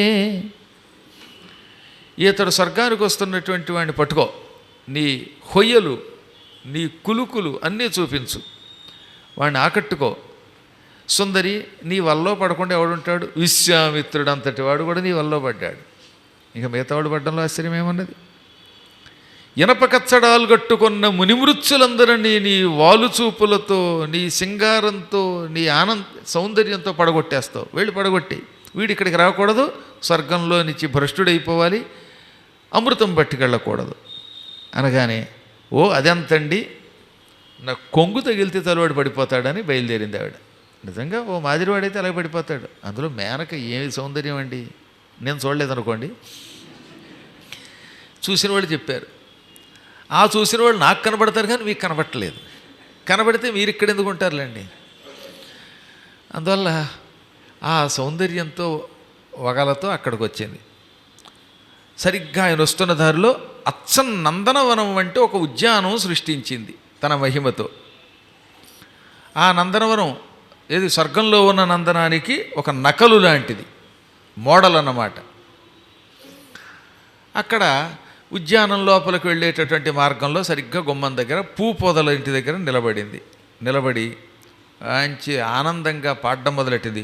సుస్వరేణ ప్రగాయంతి గీతం వీణాస్వరూపమం. మంచి మధురమైన కంఠంతో, ఎవరినైనా ఆకట్టుకునేటటువంటి ఆహ్లాదకరమైన కంఠంతో పాట పాడింది. పాట పాడే చోట కేవలం పాటే కదుగా, చేతులు వీణ పుచ్చుకుని వీణ వాయిస్తోంది. పైగా వీణ, ఆ వీణకు అనుగుణంగా పాట, పాటకు అనుగుణంగా వీణ అన్నమాట. అసలు వీణే మధురం. ఆ వైణిక వాద్యంతో పాటుగా పాట కూడా పాడింది. పైగా నందనవనం దగ్గర ఒక పోక చెట్టు ఉందిట. వక్కలు కాసే చెట్టు ఉంటుంది కదా, ఆ పోక చెట్టు చూసారుగా, ఆకుపచ్చగా ఉంటుంది. చిన్నగా ఉన్నప్పుడు పెరిగే కొద్దీ పైన ఆకుపచ్చగా, కింద మాత్రం నున్నగా బోధి ఉంటుంది. ఆ పోక చెట్టు బోధికి ఇలా తల అంచుకొని ఒళ్ళో వీణ పెట్టుకుని టేం టేం అని వాయిస్తూ మధురంగా పాడడం మొదలుపెట్టింది. ఆమె పాడుతూ ఉంటే ఆ పాటకి, ఆ గానానికి ఎండిపోయిన చెట్లు కూడా చిగురించడం మొదలుపెట్టాయి. రాళ్ళు కరిగి నీరై ప్రవహిస్తున్నాయి. అంత మధురంగా పాడింది ఆవిడ. బహుశా ఇవన్నీ చదివే అలసాని పెద్దన గారు సారోచషమను సంభవంలో వరూధిని వర్ణన చేస్తాడనమాట ఆయన.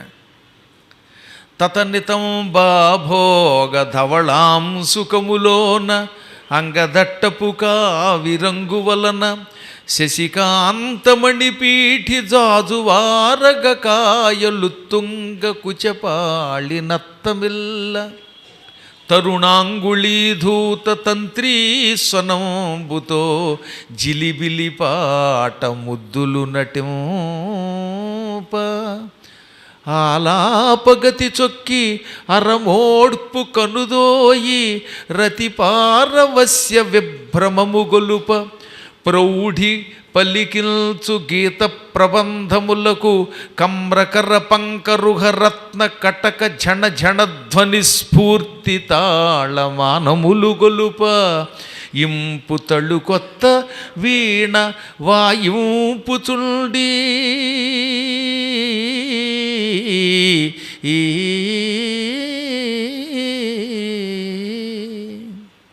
అని అల్లసాని పెద్దగారు మరుచరిత్రలో అద్భుతమైన పద్యం రాశాడు ఆయన. అక్కడేమో చక్కని చప్టం ఉంది, అదేమో చంద్రకాంత శిలావేదిక, తెల్లని రాయి అన్నమాట, మార్బుల్ మీద కూర్చుంది. వెనకేమో పోక చెట్టు, చేతిలో వీణ, కట్టుకున్నది ఎర్రని పావడ, ఓ లంగా కట్టుకుని మంచి బట్టలు కట్టుకుంది. ఈ ఎర్ర పావడా కాంతి చంద్రకాంత శిలా వేదిక మీద పడి, ఏది ఈ గౌను కాంతి దాని మీద పడి, అది కూడా పద్మరాగంలో ఎర్రగా ఉందిటండోయ్. దాన్ని బట్టి అది ఎంత ఎర్రగా ఉందో చూడండి, ఆ వస్త్రం కూడా కట్టుకున్నది. ఈ వీణ చక్కగా ఇలా వక్షస్థలానికి అతికించుకుని టింగ్ టింగ్ అని వాయిస్తోంది. ఆవిడ వేళ్ళు కూడా ఎంత సన్నగా ఉన్నాయో, మృదువుగా ఉన్నాయి. అసలు ఆడవాళ్ళు వేళ్ళు ఎంత బాగుంటాయో. అందుకే బెండకాయలా సన్నగా ఉంటాయి కనుక బెండకాయలు లేడీ ఫింగర్స్ అన్నారు తప్ప జెంట్ ఫింగర్స్ అనలేదు. దొండకాయలేమో జెంట్ ఫింగర్స్ అయి ఉంటాయి, కానీ లేడీ ఫింగర్స్ అని ఎందుకన్నారంటే ఆ వేళ్ళకి ఆ సుకుమారత్వం భగవంతుడు ఇచ్చాడు. వాళ్ళకి ఆ దివ్య శక్తి ఉన్నది. దిక్కుమాల మొగాడి దగ్గర అంతా మొరటతనమే. అందుకని ఆవిడ వాయిస్తూ ఉంటే ఆ ఆలాపగతికి ప్రపంచమంతా పరవశించిపోతోంది అంటాడు ఆయన. అలా పాడుతోంది. సరిగ్గా పక్క నుంచి ఈయన వచ్చాడు. ఈయన చూడ్డు, అసలు ఆవిడకే చూడలేదు. నారాయణ నారాయణ అనుకుంటున్నాడు. ఈవిడేమో రావోయ్ అని పిలుస్తుంది, ఆయనేమో నారాయణ అంటాడు. ఇదో పెద్ద గొడవ. ఏమండి, ఇంత మధురంగా పాడుతూ ఉంటే ఎంత గొప్పవాడికైనా మనస్సు అటు వెళ్ళాలి కదా. కానీ ఏకాగ్ర చిత్తుడైన వెడుతున్న మార్గము, ఆ మార్గంలో ఏ ఆటంకం లేకుండా ఉండడానికి మధురముగా నారాయణుని పాటలే పాడుతాడనమాట. అక్కడున్నది ఏకాగ్రత అంటే. ఇప్పుడు మనవాళ్ళు కూడా పారాయణ చేస్తారు. పారాయణ చేస్తున్నప్పుడు పక్కవాడు ఫోన్ మోగిందా అని చూస్తాడు. ఫోన్ మోగితేనే విసుగొచ్చేస్తుంది. అప్పుడప్పుడు పిల్లలు అరుస్తూ ఉంటే మనకి విసుగొస్తూ ఉంటుంది, అవునా? కారణం, ఎంత గింజుకున్నా మన మనస్సు దాని మీద లగ్నం అవ్వకుండా అప్పుడప్పుడు చెదురుతూ ఉంటుంది. కానీ ఆయన ఆవిడ పాడుతూ పిలుస్తూ ఉంటే నారాయణాయని నోరార పిలువా కన్నుదోయి నిలచి ఆడేను కలసి అనుకుంటున్నాడు ఆయన. ఒక్కసారి నారాయణ అని నోరారా పిలిస్తే కంటికి ఎదురుగుండా నిలబడి మనతో ఆడతాడు అంటాడు ఆయన. కళ్ళకి ఎదురుగుండా వీడు కనపడుతోంది, కానీ ఈయన కనపడటం లేదు. ఆవిడ ముందు ఎదురుగా, కానీ ఈయన కంటికి కనపట్టలేదు. ఈ రోజు నుంచి మీరు కూడా అలా ఉంటారేమో చూస్తాను అనమాట. మీ గురువుగారు పురాణం తప్ప ఇంకేం వినపడకూడదు, పక్కవాడు అసలు కనపడకూడదు, ఇంకో పని వినపడకూడదు. అది ఏకాగ్ర చిత్తత. ఆవిడికి మతిపోయింది. వీడిని ఎలా కట్టుకోవాలి?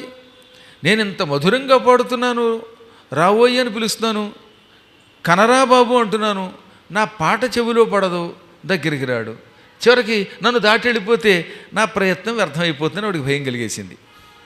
పైగా ఆవిడ ఎవరన్నారు? విశాలాక్షి అన్నారు. ఇక్కడ చాలా అందంగా పదం వాడారు వేదవ్యాసుల వారు. ఏమని? తేన దృష్ట విశాలాక్షి చతురా చారులోచన. పెద్ద పెద్ద కళ్ళు కలిగింది, మంచి చతురురాలు, అందమైన కళ్ళుట. పైగా విశాలాక్షి అంటే విశాలమైన కళ్ళు కలిగినది. మళ్ళీ అంటున్నాడు ఆ కళ్ళు కూడా కొంతమందికి ఇంతంత కళ్ళు ఉంటాయి, కానీ కొంచెం భయం కలుగుతుంది వారికి. మిడిగుడ్లు ఇలా చూశారంటే ఏదో గుడ్ల గోప కళ్ళల్లో ఉంటాయి. కానీ ఈవిడ కళ్ళు పెద్దవైనా చారులోచన, అందమైన కళ్ళు అన్నారు. పెద్ద పెద్ద కళ్ళు, అందమైన కళ్ళు. అటువంటి ఆవిడ పరుగు పరుగునొచ్చి పాట పాడుతున్నది. చెయ్యి పట్టుకుంది. ఎందుకని చెయ్యి పట్టుకోకపోతే వెళ్ళిపోతాడు ఇప్పుడు. అందుకని టక్కన చెయ్యి పట్టుకున్నది. ఆ మధ్యన వాడెవడో గురువుగారి దగ్గర మంత్రం పొందేట. ఇంద్రుడి అనుగ్రహం పొందడం కోసమని తపస్సు మొదలెట్టాడనమాట. ఈ మంత్ర జపం చేస్తూ ఉంటే కాసేపటికి ఇంద్రుడు ప్రత్యక్షం అయ్యాడు. ఏం కావాలో కోరుకుంటే, అదేమిటి ఇంద్ర నువ్వు వచ్చేసావు, తపస్సు చేస్తే మేనకో ఓరసో వస్తుంది అనుకున్నాను ముందు. ఆవిడ పంపకుండా నువ్వే వచ్చేసేవేమో అన్నట్ట. మా ఇద్దరు గొడవ. అంటే వాడు కోరిక సేపు మేనక ఓరస్ మీద ఉందన్నమాట. వాళ్ళని పంపకుండా డైరెక్ట్గా వచ్చేసేవంటే అంత నిష్టగా చేసామన్నట్ట. ఇలా నువ్వు వస్తావని తెలిస్తే కొంచెం నిష్టను సడలించుకునేవాడిని అన్నాడు పాప ఆయన. కాబట్టి ఒక్కొక్కళ్ళు ఆ ఉద్దేశంతో కూడా తపస్సు మొదలెడతారు. ఇలాంటి వాళ్ళు ఉంటారా అంటే ఉన్నారు. వాడు వచ్చాడు నా దగ్గరికి, ఏమండి వసుధా మంత్ర జపం చేస్తే ఏమన్నా మేనక ఓరోసి వచ్చి కాస్త డిస్టర్బ్ చేయడానికి చేరతారా లేదా అన్నాడు. నేను అన్నాను, లేదని ఆయన కష్టపడి చేస్తే వైకుంఠానికో స్వర్గానికో లేకపోతే ఇంకో చోటకు పెడతాను. కానీ అదేంటండి ఇంత కష్టపడి జపం చేస్తే ఆ ఓర్వశో ఆ మేనకో రాకపోతే ఎలాగా, మేనక బదులు ఆనకు ఎప్పుడో వచ్చి ఆ వైకుంఠం ఎందుకు అన్నాడు. అంటే వాడు కేవలం మంత్రం అందుకు పొందాడు అనమాట. కాబట్టి నాయనలారా, ఆ మేనక కోసం జపం చేయకండి. మేనక వస్తే రమ్మనండి ఆనక, మీరు మాత్రం జపం మానక వైకుంఠానికి వెళ్ళడానికి ప్రయత్నం చేయాలి. అందువల్ల ఈ విశాలాక్షి ఈ చారులోచన టక్కని చేపట్టుకుంది. ప్రయాణం చేస్తున్నాడు, ఒక్క క్షణం ఆగిపోయాడు. అర్థమైపోయింది దీనికి. ఇంద్రియేణ ప్రేషితాచేష నచ భద్రకరా భవేత్. ఈవిడ ఇంద్రుడి చేత పంపబడింది, ఈవిడ వల్ల నాకు శుభం కాదు అశుభమే, నన్ను పట్టుకుంటుంది, వల్లో వేసుకుంటుంది, నేను స్త్రీలోలుండి అయిపోయి పడిపోయానా భ్రష్టుండి అయిపోతాను అనుకున్నాడు ఆయన. చెయ్యి వదిలించుకోవడానికి ప్రయత్నించాడు. కానీ పాప ఆవిడ సుకుమారంగా అయినా కొంచెం గట్టిగా పట్టింది. ఆవిడ చెయ్యి మెత్తగా ఉంది కానీ పట్టు మాత్రం గట్టిగా ఉందండి. సుందరి, మాతృస్వరూపిణి, నేను మా నాన్నగారి కోసం అమృతం తేవడానికి స్వర్గానికి వెళ్ళిపోతున్నాను. పితురర్థే త్వరాన్విత అన్నాడు ఆయన. మా నాన్నగారి కోసం వేగంగా వెళ్ళాలి, నా చెయ్యొదలవా అన్నాడు. గింజుకుని ఆవిడని ఇబ్బంది పెట్టకుండా ప్రేమగా భక్తిగా వినయంగా అడిగాడు. అప్పుడు ఆవిడేమంది, నాయన స్వర్గం ఎంత గొప్పదో ఆ స్వర్గంలో ఉన్న మేనక అని పిలువబడే నేను కూడా అంత గొప్పదాన్ని. నీకు తెలియదా, ఆత్మార్థం పృథివీం త్యజేత్ అంటోంది వేదం. అంటే తన కోసం భూమండల పరిపాలన కూడా విడిచిపెట్టచ్చట. భూమండలం అంతా పరిపాలన చేస్తున్న రాజుగారు తన సుఖం కోసం అవసరమైతే రాజ్యాన్ని త్యాగం చేయాలి, మోక్షం కూడా విడిచిపెట్టాలి, తన కోసం దేనైనా విడిచిపెట్టాలని శాస్త్రం చెబుతోంది. పైగా తరుణి తనంత తాను వలచి వస్తే కాదు అన్నవాడు కూడా నరకానికి గడతాడని కొన్ని శాస్త్రాలు చెబుతున్నాయి. నా అంతటి నేను నిన్ను వలచి వచ్చాను, కామపీడితురాలని, నువ్వు యువకుడివి, నాతో సుఖాలు అనుభవించు, అది ధర్మమే. బృహస్పతి కూడా చెప్పాడనమాట, తనంత తాను ఎవరైనా ప్రేమగా వచ్చి నన్ను వరించు అంటే ఆవిడని విడిచిపెట్టడం దోషం అన్నాడు. అంటే ఆ ధర్మం కొన్ని కారణాలు చెప్పాడు అనుకోండి, అది వీడిక్కడ ఈయనకి అప్లై చేసింది అనగానే నవ్వాడు ఆయన. ఇలాంటివి భోగాలు కావాలనుకున్న వాళ్ళకి చెప్పు. నాకు ఇప్పుడు భోగేచ్ఛ లేదు, మా నాన్నగారి కోసం త్యాగం చేయడం తప్ప భోగం మీద ఆశ లేదు. ఈ రూపాలు ఈ భోగాలు మీసాల మీద తేనె లాంటిది. తేనె నోట్లోకి ఎడితే రుచి, కానీ మీసం మీద వేసుకుంటే ఉపయోగం ఉందండి. మీసం నిండా తేనె రాసుకుంటే పెద్ద ఉపయోగం లేదు, ఏదో పొరపాటు అలా నాకితే తప్ప. లోపల పోసుకుంటే తేనె వల్ల ఉపయోగం. అంటే లౌకిక సుఖాలు మీసం మీద తేనెలు లాంటివి. ఇదే మాట యథాతథంగా వాడేశాడు అలసాని పెద్దన గారు. చెప్పకు మిట్టి తుచ్చ సుఖముల్ మీసాలపై తేనెయల్ అంటాడు. అనువాదంలో చాలా బాగా రాశాడు. సరిగ్గా చదివితే సంస్కృత కావ్యాలు తెలుగులో పద్యం రాయడం చాలా బాగుంటుందండి. ఇవి మీ సంప్రదాయార్థాలు. మీ సంప్రదాయంలో ఉన్న ప్రకారంగా ఈ సుఖాలు మేము కోరుకోం, ఈ తుచ్చ సుఖములు ఇటువంటివి మీసాలపై తేనెయల్ అనగానే ఆవిడ ఎంతో బతిమాలింది. చివరికి మీదబడి గట్టిగా కౌగిలించుకుంది. అంత కౌగిలించుకున్న చీ అని తోసేసాడు తప్ప ఆవిడ దగ్గరికి వెళ్ళలేదు. ఏం చేయాలో తెలియలేదు ఆవిడికి. మళ్ళీ ఇంకోసారి మీదకి రాబోతూ ఉండగా ఆయన మహాతపఃప్రభావం వల్ల, ఆయన ఇంద్రియ నిగ్రహం వల్ల ఆవిడ శరీరం నల్లగా అయిపోయింది. అప్పటిదాకా బంగారపు రంగులో పరమ సౌందర్యంతో ఉన్న మేనక కాస్త బొగ్గుముక్క అయిపోయింది. ఏడ్చుకుంటూ ఇంద్రుడి దగ్గరికి వెళ్ళింది. ఇంద్ర మహేంద్ర రక్షించండి. నువ్వెవరు అన్నాడు ఇంద్రుడు. నేనండి మేనకనంది. ఇదేమిటి మేనక ఎలా అయిపోయావంటే, నీ మాట వినడం వల్ల వచ్చిన కర్మ అంది ఆవిడ. ఆ మునీశ్వరుడు విష్ణు శర్మ, శివశర్మ పుత్రుడు, పరమ ఇంద్రియ నిగ్రహుడు. ఆయన్ని ఎన్నో రకాలుగా ప్రయత్నించాను. కన్నవేర మునిరాజమౌళి నిన్ను తనియిల్తు ఆనందకేళి కన్నవేరముని రాజమౌళి అని మీద పడ్డాను, కౌగిలించుకున్నాను.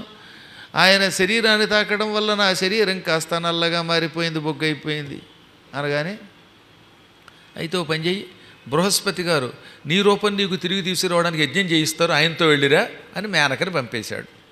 పాపం అప్సరసలకి ఎన్ని కష్టాలండి, ఎన్ని శాపాలు పొందుతారో వాళ్ళు. ఇంద్రుడు చెప్పిన మాట వినాలి, వెళ్ళడం వల్ల ఎన్నోసార్లు కష్టాలు వస్తాయి. ఓసారి మేనకైతే రాయి అయిపోయింది, రంభ ఓసారి రాయి అయిపోయింది. ఇదిగో ఇలా నల్లగా అయిపోతూ ఉంటారు. మళ్ళీ ఎప్పటికప్పుడు గురువు గారు తన మంత్ర జపంతో వాళ్ళు బాగు చేస్తూ ఉంటాడు. వాళ్ళ కష్టాలు వాళ్ళవి, సీత కష్టాలు సీతవి, పీత కష్టాలు పీతవి అన్నారు. ఇప్పుడు ఇంద్రుడికి మతిపోయింది.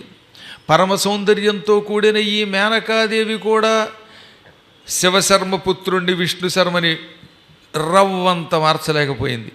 ఇప్పుడు ఇంకా నా కర్తవ్యం ఏమిటి? వాడు స్వర్గానికి వచ్చి అమృతం పట్టుకుపోకుండా ఉండాలంటే ఏం చేయాలనుకున్నాడు ఆయన. ఈసారి ఏం చేసేట, కొంతమంది అమృతానికి రక్షణగా ఉండేటటువంటి దానవులను పిలిచాడు. దానవుల్లో కొంతమంది అండో ఇంద్రుడి దూతలు ఉన్నారు, వాళ్ళు అమృతానికి రక్షకులుగా ఉంటారు. చిత్రం ఏంటంటే దానవులకి దేవతలకి పడదా, కానీ దానవులే కొంతమంది రక్షకులు దేనికి? అమృతానికి. వాళ్ళు అవడానికి ధనువు కొడుకులే, కానీ చిన్నప్పటి నుంచి ఇంద్రుడి దగ్గరకు వచ్చి దేవతల్లో కలిసిపోయారు వాళ్ళు. ఇప్పుడు రాహువు కేతువు ఉన్నారు, రాక్షసులేగా, వాళ్ళు గ్రహాలు అవలా. అలాగే దితి కొడుకులు ఉన్నారు, ఎవరు? మరుద్గణములు. వాళ్ళు దితి కొడుకులు అంటే దైత్యులు. అయినా మరుద్గణాలు 49 మంది ఇంద్రుడి దగ్గర దేవతలు అయిపోయారు. కాబట్టి కొంతకాలానికి దేవతలు అయిపోవచ్చు ఎవరైనా సరే. నాయనలారా, ఏ జాతిలో పుట్టినా, ఎక్కడ పుట్టినా, ఏ మతంలో పుట్టినా వాడు సనాతన ధర్మంలోకి వస్తే వాడు గొప్పడైపోతాడు. అందువల్ల మరుద్గణములు కూడా అంత గొప్ప దేవతలు అయ్యారు. మీకు తెలుసుగా విషయం, పూర్వం ఇంద్రుణ్ణి సర్వనాశనం చెయ్యాలనుకున్నది దితి. ఆ దితి కశ్యప ప్రజాపతి రెండో భార్య. మొదటి భార్య అదితి, అదితి కొడుకులు దేవతలు. రెండో భార్య దితి, దితి కొడుకులే ఇదిగో హిరణ్యాక్షుడు, హిరణ్యకశిపుడు, వజ్రాంగుడు మొదలైన రాక్షసులు. అందుకని దితి కొడుకుల్ని దైత్యులు, అదితి కొడుకుల్ని ఆదిత్యులు అంటారు. అందులో ఈ దితి హిరణ్యాక్ష హిరణ్యకశిపులు చచ్చిపోయిన కొంతకాలానికి, ఏమైనా సరే నా కొడుకులు ఎప్పటికప్పుడు ఇంద్రుడి చేతిలో చచ్చిపోతున్నారు, ఇంద్రుడి చేతిలో చావకుండా శాశ్వతంగా ఉండే మంచి కొడుకుల్ని కని తద్వారా స్వర్గాన్ని ఆక్రమించాలని భావించి తన భర్తని కశ్యప ప్రజాపతిని పిలిచి, దేవతల చేతిలో ఇంద్రుడి చేతిలో కూడా చావురానటువంటి గొప్ప కొడుకులు నాకు కావాలంది. అప్పుడు ఆయన ఉన్నాడు, 1 సంవత్సర కాలం పాటు నువ్వు వ్రతం చేస్తే నీకు గర్భం వస్తుంది, ఆ గర్భంలో ఉన్న కొడుకులు చావరు అన్నాడు. సరే, ఆవిడ అలాగే వ్రతం చేసింది, గర్భం ధరించింది. అప్పుడు మళ్ళీ కశ్యప ప్రజాపతి ఏమన్నాడు, కడుపుతో ఉన్నంతకాలం నువ్వు పగలు నిద్రపోకూడదు, జుట్టు విరబోసుకోకూడదు, కాళ్ళు కడుక్కోకుండా నిద్రపోకూడదు, కాళ్ళు కడుక్కున్నాక కాళ్ళు తుడుచుకుని పడుకోవాలి, ఏదైనా మల విసర్జన కడితే స్నానం చేయాలి, మూత్ర విసర్జన కడితే కాళ్ళు కడుక్కోవాలి, కాళ్ళు కడుక్కున్నాక తుడుచుకోవాలి, తుడుచుకున్నాకే పడుకోవాలి. ఇలా నియమాలు చెప్పాడు. సరేనన్నది ఆవిడ. ఈలోపు ఇంద్రుడికి ఈ విషయం అదితి చేరవేసింది. ఒరే నాయనా, మీ పిన్ని కడుపుతో ఉంది, ఆ కడుపులో ఉన్న పిల్లవాడిని నియమ ప్రకారంగా కంటేవాడు మీ దేవతల చేతిలో చావడం, వాడి వల్ల మీకే ప్రమాదం వస్తుంది. కాబట్టి ఏదో రకంగా మీ తల్లిని మంచి చేసుకుని ఆ కడుపులో ఉన్న పిండాన్ని చంపేయండి. అలాగేనన్నాడు ఈయన. తల్లి మాట విని వచ్చాడు. పిన్ని నా బంగారు గిన్ని అని పలికి, ఏదో పొరపాటున నీకు నాకు విరోధం వచ్చింది, కానీ నువ్వంటే నాకు ఎంత భక్తి, నువ్వు గర్భవతివి, నీకు సేవ చేస్తానన్నాడు. సరేనంది ఆవిడ. పాపం ఈయన మంచి మాటలకి లొంగిపోయింది. రోజు ఆవిడకి కాళ్ళు నొక్కేవాడు, పిండి వంటలు పెట్టేవాడు. ఇక కన్న తల్లికి కూడా అలా చేయనట్టుగా సేవ చేశాడు. ఆ సేవల వల్ల ఇంద్రుడి మీద పగ మర్చిపోయి ఆవిడ ఏముందో తెలుసా, నాకు కొడుకు పుట్టిన తర్వాత వాడు ఎలాగో అవధ్యుడు, ఎవడి చేతిలో చావాడు, నీకు సేవ చేయమంటాను, ఇలా ఉంటే నేను నిన్ను ఎప్పుడో గౌరవిస్తాను అంది ఆవిడ. అలాగే వాడి పొట్టని అనుకున్నాడు ఈయన కడుపులో లోపల అలా అనుకున్నాడు. నీ కడుపులో ఉన్నవాడు పొట్టని అని తన మనసులో అనుకున్నాడు అనమాట. ఏ సమయమైనా దొరకకపోతుందా ఈ కడుపులో ఉన్న పిండమును నాశనం చేయకపోతానా అని సమయం కోసం ఎదురు చూశాడు. కానీ ఆవిడేం చేసేది, పెందరాళ్ళు లేవడం, హాయిగా స్నానం చేయటం, జపాలు చేసుకోవటం, మూత్ర విసర్జనకి వెడితే కాళ్ళు కడుక్కోవడం, కాళ్ళు కడుక్కున్నాక తుడుచుకోవడం, మల విసర్జనకి వెడితే స్నానం చేయడం, ఈ నియమాలు పాటించింది. జుట్టు విరబోసుకోలేదు, పగలు నిద్రపోలేదు. ఇంకా పూర్ణ గర్భవతి అవుతున్నప్పుడు ఒక రోజున మూత్ర విసర్జనకి వెళ్ళి కాళ్ళు కడుక్కోకుండా మర్చిపోయి, ఓపిక లేక శరీరం కొంచెం అలిసిపోయి కాళ్ళు కడుక్కోకుండా అశుచిగా పడుకుంది మంచం మీద. దొరికామనుకున్నాడు ఈయన. అమ్మయ్య అనుకుని, అశుచిగా ఉంటేనే ఆ కడుపుని ఈయన పాడు చేయగలడు, శుచిగా ఉంటే ఆ కడుపుని ఏం చేయలేడు. ఇప్పుడు ఆవిడ అశుచిగా ఉందిగా, అందుకని వజ్రం పుచ్చుకుని సూక్ష్మ రూపంతో కడుపులోకి వెళ్ళిపోయాడు. ఆవిడ నిద్రపోతుంటే కడుపులో ప్రవేశించి ఆ పిండాన్ని వజ్రంతో ఫట్ ఫట్ అని 7 ముక్కల కింద నరికేశాడు. ఆ కడుపులో ఉన్నవాళ్ళు గట్టాళ్ళు, అందుకే గట్టిపిండం అన్నారు. అర్థమైందా? గట్టిపిండం అంటే అదే. ఆ పిండం 7 ముక్కలైపోయి 7 ముక్కలు 7 బాలురుగా మారిపోయారట. ఒక బాలుడు 7గా నరిగితే 7 శిశువులు తయారయ్యారు. వాళ్ళంతా శిశువులు ఏడవడం మొదలెట్టారు. ఏడుస్తుంటే తల్లికి మెలకు వస్తుందేమో, శపిస్తుందేమో అని భయం కలిగి, ఆ భయంతో ఇదిగో మా వృధా ఏడవకండి ఏడవకండి అని మళ్ళీ ఒక్కొక్కడిని 7 ముక్కల కింద నరిగేశాడు. అంటే 7 పిల్లల్ని 7 ఏళ్ళు 49 ముక్కలు చేశాడు. మళ్ళీ 49 పిల్లలు తయారైపోయారు టేకంగా. ఓరి వీళ్ళు గట్టి పిండాలు మండిపోనన్నారు. అందరూ గట్టి పిండాలి. అందుకని ఒక పిండం 7 ముక్కలైతే 7 బాలురు అయ్యారా? ఆ 7 మళ్ళీ ఒక్కొక్కడిని 7 కింద నరిగితే 7 ఏళ్ళు 49 మంది బాలురు అయ్యారు. సప్త సప్త అంటే 49. ఈ 49 మంది పిల్లలు కడుపులో క్యార్ క్యార్ అని ఆడడం మొదలెట్టారు. ఈ ఏడుపుకి వెలుకు వచ్చేసింది ఆవిడికి. కడుపులో ఏదో గడబడ అయిందిగా. కడుపులో పిల్లలు నరుగుతుంటే గడబడ ఉంటుందిలండి. ఏది మన వాళ్ళు హోటల్లో బజ్జీ తినొస్తే కడుపు కదిలినట్టుగా ఉలిక్కిపడి ఏమి జరుగుతోంది కడుపులో అన్నది. అనగానే ఇంద్రుడు వణికిపోయి బయటకు వచ్చి వాళ్ళ అమ్మ కాళ్ళు గట్టిగా పట్టేసి, పిన్ని తల్లి నన్ను రక్షించన్నాడు. ఒరే ఏం చేసేవరా అంది. అమ్మ, మా అమ్మ చెప్పిన మాట విని స్వార్థంతో నీ కడుపులో ప్రవేశించాను, పిండాన్ని 7 ముక్కలుగా చేశాను, మళ్ళీ 7 ముక్కలు బతికాయి, ఆ ముక్కల్ని 7 ఏళ్ళుగా నరికాను, వాళ్ళంతా 49 మంది మహాత్ములు తయారయ్యారు. నేను చేసింది తప్పే, స్వార్థంతో ఈ పని చేశాను, నన్ను క్షమించు, నేను నిన్ను వదలను కాళ్ళు పట్టుకుని అనగా సరే దీవించానంది ఆవిడ. ఈ పిల్లలు మహాత్ములు, వీళ్ళు పుట్టగానే నీ కొడుకుల్ని నేను దేవతలుగా మార్చి నా లోకంలో నా సింహాసనం పక్కనే కూర్చోబెట్టుకుంటాను. మారుదా అన్నాను గనక వీళ్ళకి మరుత్ అని పేరు పెడుతున్నాను అన్నాడు. ఆ రకంగా 49 మంది పుట్టారు.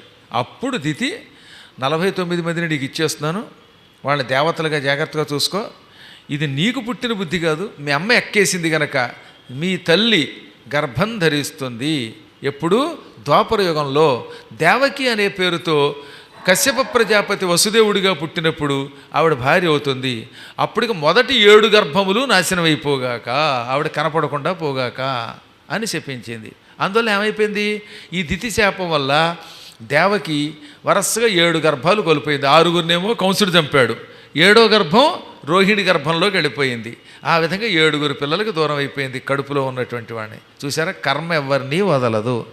దేవీ భాగవతంలో ఈ కథ ఉందా లేదా? ఇదివరకు విన్నారు మీరు దేవీ భాగవతంలో, అయినా మర్చిపోయి ఉంటారు మీరు. ఎందువల్ల 7 గర్భాలు పోయాయంటే ఇది కారణము.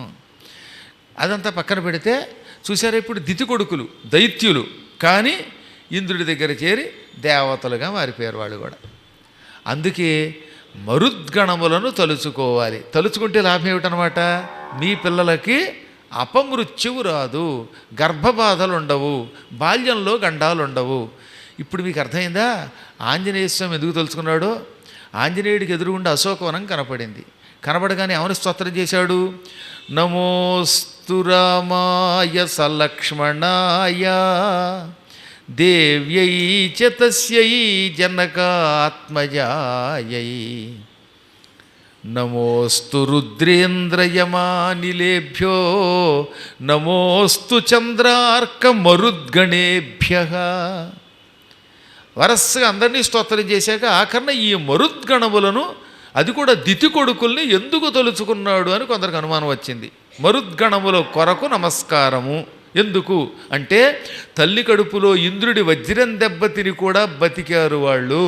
వాళ్ళని తలుచుకుంటే వజ్రాయుధం వంటి ఆయుధముల దెబ్బలు తిన్నా సరే మనకి ఎక్కడ ఏ గండమో ఉండదు. అందుకని ఆ శ్లోకంలో వాళ్ళని తలుచుకున్నాడు. ఇదంతా ఒక సీక్వెన్స్, ఒక క్రమం. రాముడు ఆయన పని మీద ఎడుతున్నాడు, ఆయనకు నమస్కరించాలి. ఆ రాముడికి కూడా విడిగా కాదు, సోదరుడితో లక్ష్మణుడితో కూడిన రాముడికి నమస్కరిస్తేనే మనకు శుభం. ఎందుకంటే లక్ష్మణుడు లేకుండా రాముడు అడవికి వెళ్ళాడు గనక, వెళ్ళలేదు గనక, ఆ ఇద్దరిది అవినాభావ సంబంధం గనక సలక్ష్మణారాయ రామాయ నమోస్తు, లక్ష్మణునితో కూడిన రాముని కొరకు నమస్కారం.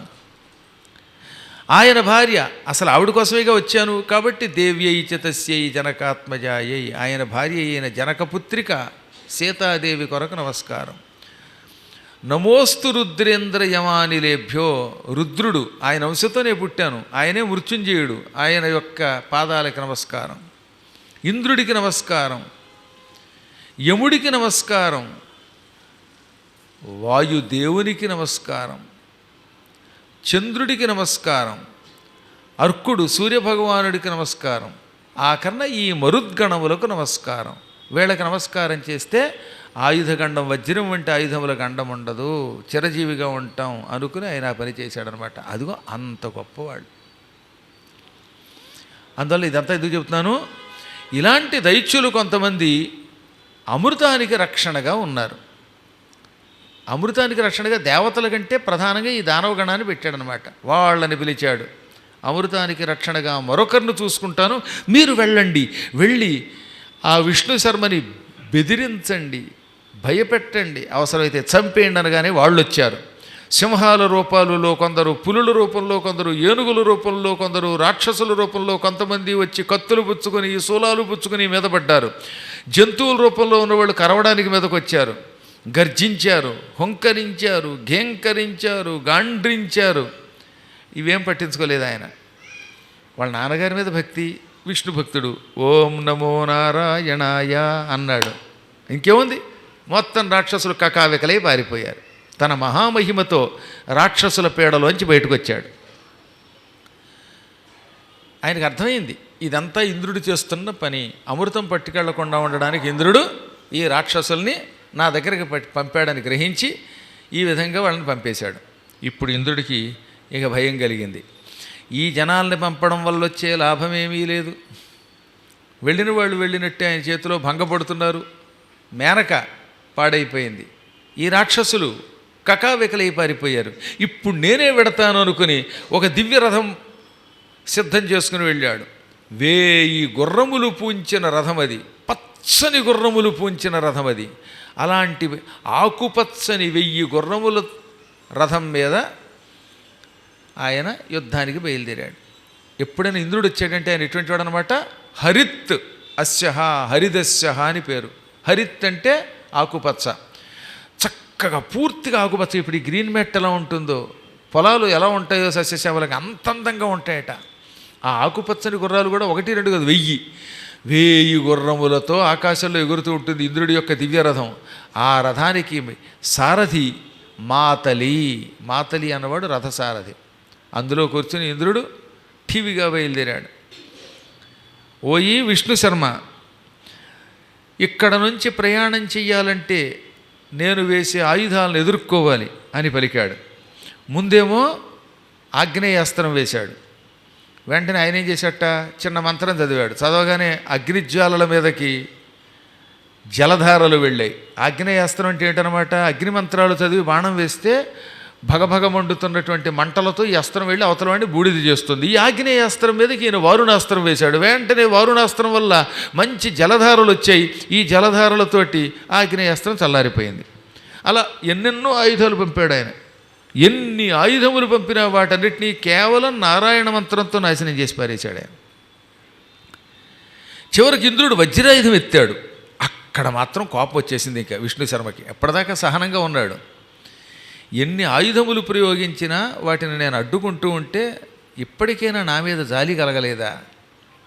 భయంకరమైన వజ్రాయుధం నా మీదకి ప్రయోగించాలనుకుంటావా అనుకున్నాడు. అథ క్రుద్ధో మహాతేజ విష్ణు శర్మా ద్విజోత్తమ ఇంద్రం ప్రతి మహాభాగో రాగరక్తాంతలోచనక. ఇప్పుడు చాలా క్రోధంతో కళ్ళు ఎరుపెక్కుతూ ఉండగా ఇంద్రుడికే చూశాడు. ఇంద్ర, నీవు రథంలో ఉన్నావు, నేను ఆకాశంలో ఉన్నాను, నాకు ఆయుధం లేదు, నాకు వాహనం లేదు, నాకున్న ఆయుధం, నాకున్న వాహనం, నాకున్న శక్తి నా పితృభక్తి. పరమ పితృభక్తితో నిరంతర హరినామస్మరణ చేస్తూ స్వర్గానికి వెళ్ళి అమృతం మా నాన్నగారికి ఇవ్వాలనుకుంటూ ఉంటే నువ్వు ఆయుధాలతో కొట్టాలనుకున్నావు కదా, ఇప్పుడు నా శక్తి ఏమిటో చూపిస్తాను. ఇంద్రలోకాదహంచేంద్రం పాతయిష్యామి నాణ్యథ. మొత్తం నీ ఇంద్రలోకాన్ని భస్మం చేసేస్తాను, మరో ఇంద్రలోకం సృష్టిస్తాను. ఆ ఇంద్రలోకంలో కొత్త ఇంద్రుడిని ప్రతిష్ఠిస్తాను, కొత్త దిక్పాలకుల్ని ప్రతిష్ఠిస్తాను. స్వధర్మాన్ని ఆచరించేవాడికి విఘ్నం కల్పించేవాడిని వాడి పాపమే నాశనం చేస్తుంది. ఇతరులను నాశనం చేయాలనుకున్నవాడు తానే నాశనం అయిపోతాడు. ఏ మతాన్నైనా పాడు చేయాలనుకున్నవాడు చివరికి ఆ మతం అంతా సర్వనాశనం అయి తానే నశించిపోతాడు గాక. ఈ దేవతలకి ఇంకొక పాలకుడిని ఏర్పాటు చేస్తాను అని పలికి ఒక్కసారి చేతిలోకి ఒక అద్భుతమైన ఆయుధాన్ని సృష్టించుకున్నాడు. ఏదో మంత్రం చదవగానే చేతిలోకి ఆయుధం వచ్చింది. ఆయుధం ఎత్తాడా ఇంద్రుడు నాశనం అయిపోయేవాడే. ఇంద్రుడు పరుగు పరుగులు వచ్చేసాడు.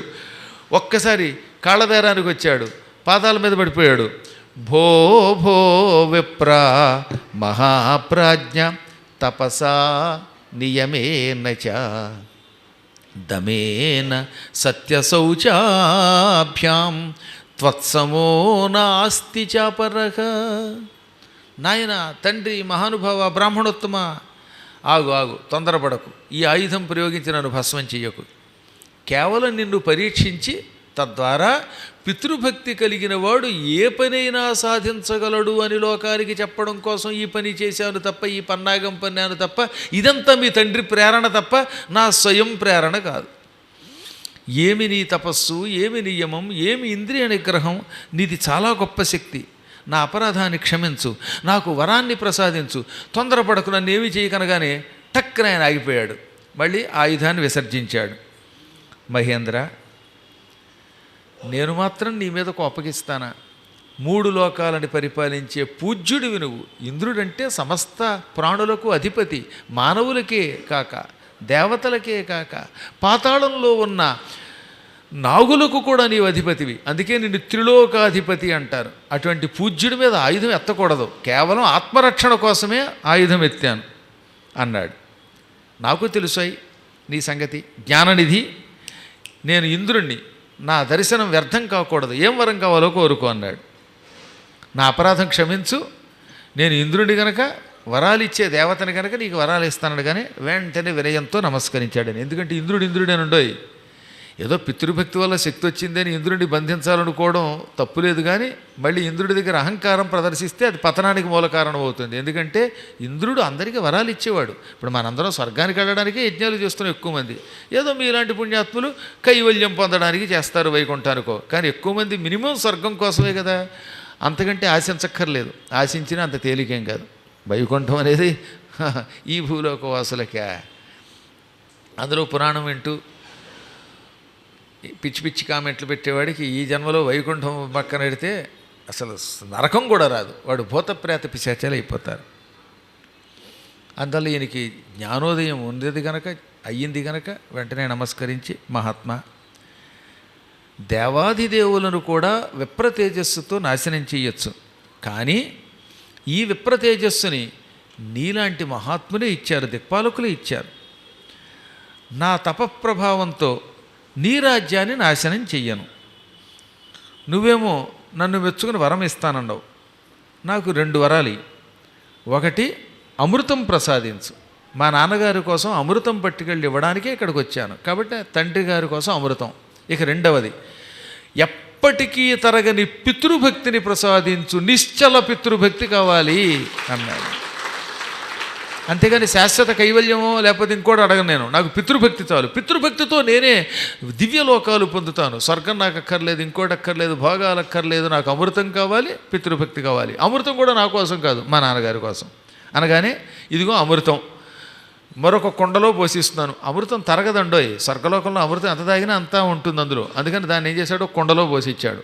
కుండ అంటే భూలోకంలో ఉన్న మట్టి కుండ కాదు, నవరత్నములు తాపడం చేయబడిన సువర్ణ భాండం. అది అమూల్య భాండం. అది అందులో ఒక్క రత్నం దొరికితే ఏకంగా గురువుగారు బ్రహ్మాండమైన ప్రవచన మండపం కట్టగలడు.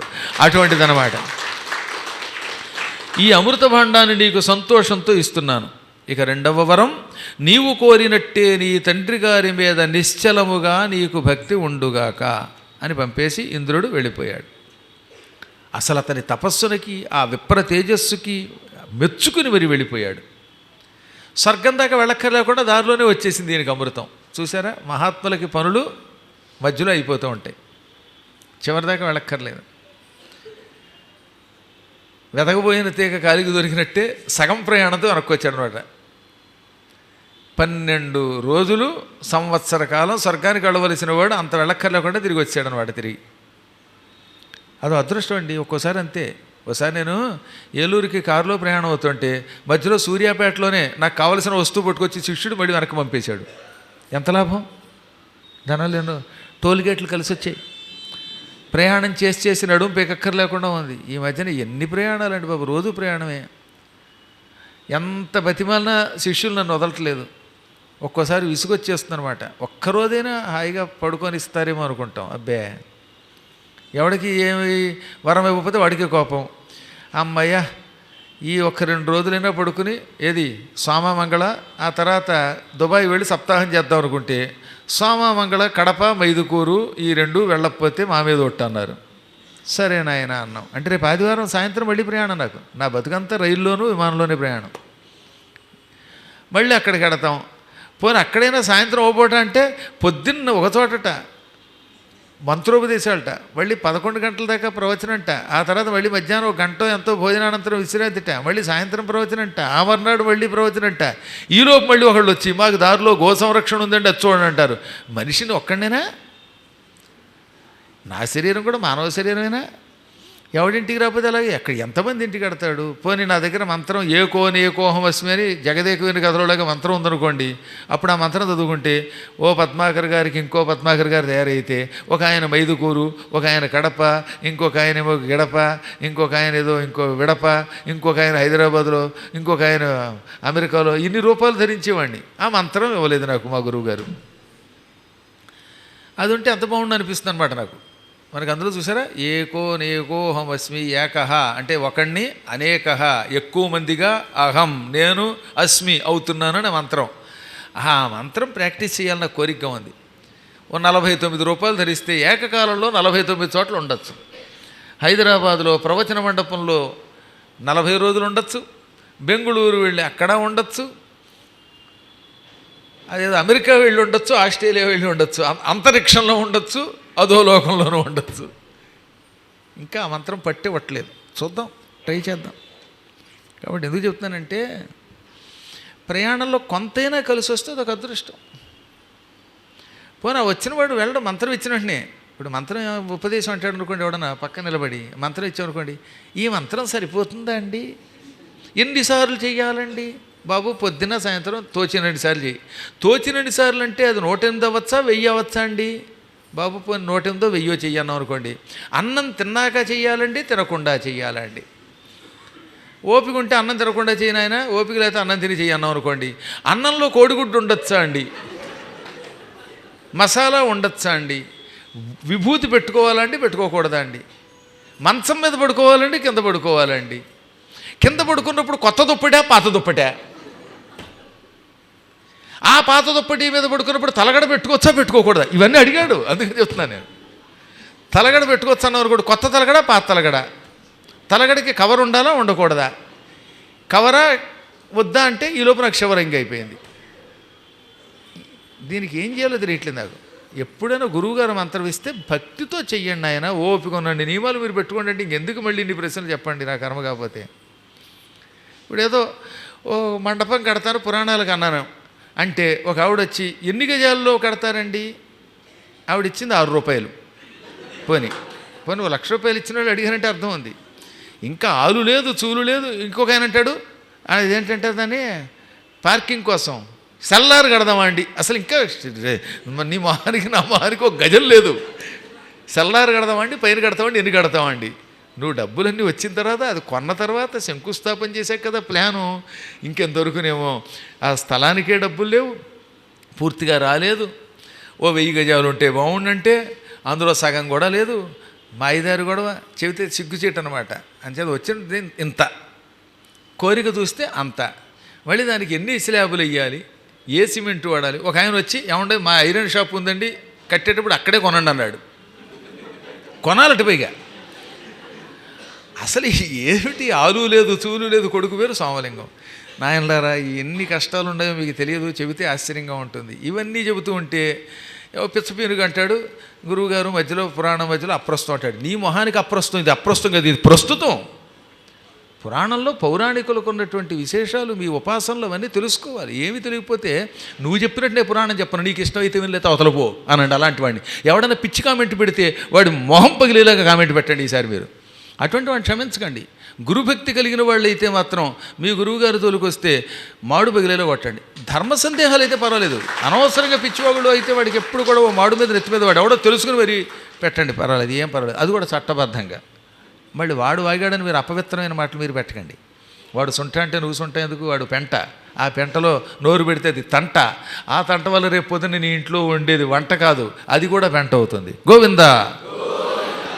కాబట్టి మొత్తం మీద ఈ విష్ణు శర్మ గారు సగం దారిలోనే అమృతం పొంది వెనక్కి తిరిగి వచ్చి పరుగునొచ్చి నాన్నగారు అని తండ్రి పాదాలకి నమస్కరించాడు. తండ్రి తలపోయాడు.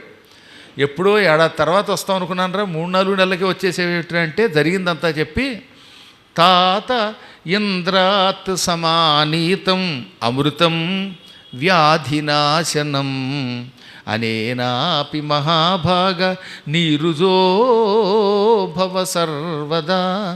తండ్రి, ఇంద్రుడు దారిలోనే నన్ను పరీక్షించి నా పితృభక్తికి మెచ్చి ఈ అమృతం ఇచ్చాడు, అందుకే వెనక్కి వచ్చాను. ఇదిగో అమృతం తీసుకో, ఈ అమృతం తాగితే నీ ముసలితనం తొలగిపోతుంది, నవయవ్వనంలో కడుగు పెడతావు, మంచి చురుకైన వాడివి అవుతావు, జరామరణాలు ఉండవు, ఆ రకంగా నువ్వు అనుకున్న కోరిక తీర్చుకో అన్నాడు. తండ్రి తెలబోయాడు. ఆహా, ఏమి పితృభక్తిరా మీది. పెద్దవాడిని పరీక్షించాను, అమ్మ చచ్చిపోతే అమ్మ శరీరాన్ని ముక్కలుగా నరికంటే నరికేశాడంతే, తలో చోట పారేయంటే పారేశాడు. రెండో వాడిని పిలిచాను, పలానా సుందరీమణిని తీసుకురమ్మంటే ఆ సుందరీమణిని తేవడానికి వాడు తల నరుక్కున్నాడు. మూడో వాడిని పిలిచాను, ఒరే ఆ నరుక్కున్న తల వాడికి అతికించి ఆ రెండో కొడుకుని బతికించంటే వాడు యమధర్మరాజుని మెప్పించి చచ్చిన వాడిని బతికించాడు. ఇంతవరకు నిన్న మీరు విన్నారుగా. ఇప్పుడు నిన్ను పిలిచాను, అదిగో అనంగమేఖల అనే భోగంది నా దగ్గరకు వచ్చింది, దానికోసం నేను నవయౌవనం పొందాలి, యౌవనం కావాలంటే అమృతం తెమ్మంటే నువ్వు ఏకంగా ఇంద్రుణ్ణి జయించి ఇంద్రుణ్ణి భయపెట్టి ఆయన దగ్గర వరంగా ఈ అమృతం పొంది తీసుకొచ్చావు. ఇది కదా నా భాగ్యం అంటే. కుమారులు గొప్పవాళ్ళైతే తండ్రి ఎప్పుడూ అదృష్టవంతుడు అవుతాడు. ఇప్పుడు మీ మీద నేను ప్రసన్నుండయ్యాను, ఏం వరం కావాలో కోరుకోండి అన్నాడు ఆయన. ఇంతకీ అమృతం తాగలేదు ఆయన. ఆయనకి అమృతం ఎందుకు, ఆయనకు కావలసింది నారాయణామృతం. అమృతము తాగిన వాడిని ఒక్కడనే బాగు చేస్తుంది. ఈ భాగవతామృతం వంశం మొత్తం పవిత్రం చేస్తుంది.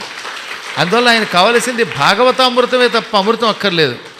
సుధాం పిబల్ ఏకయేవ నరస్యాదజరామరః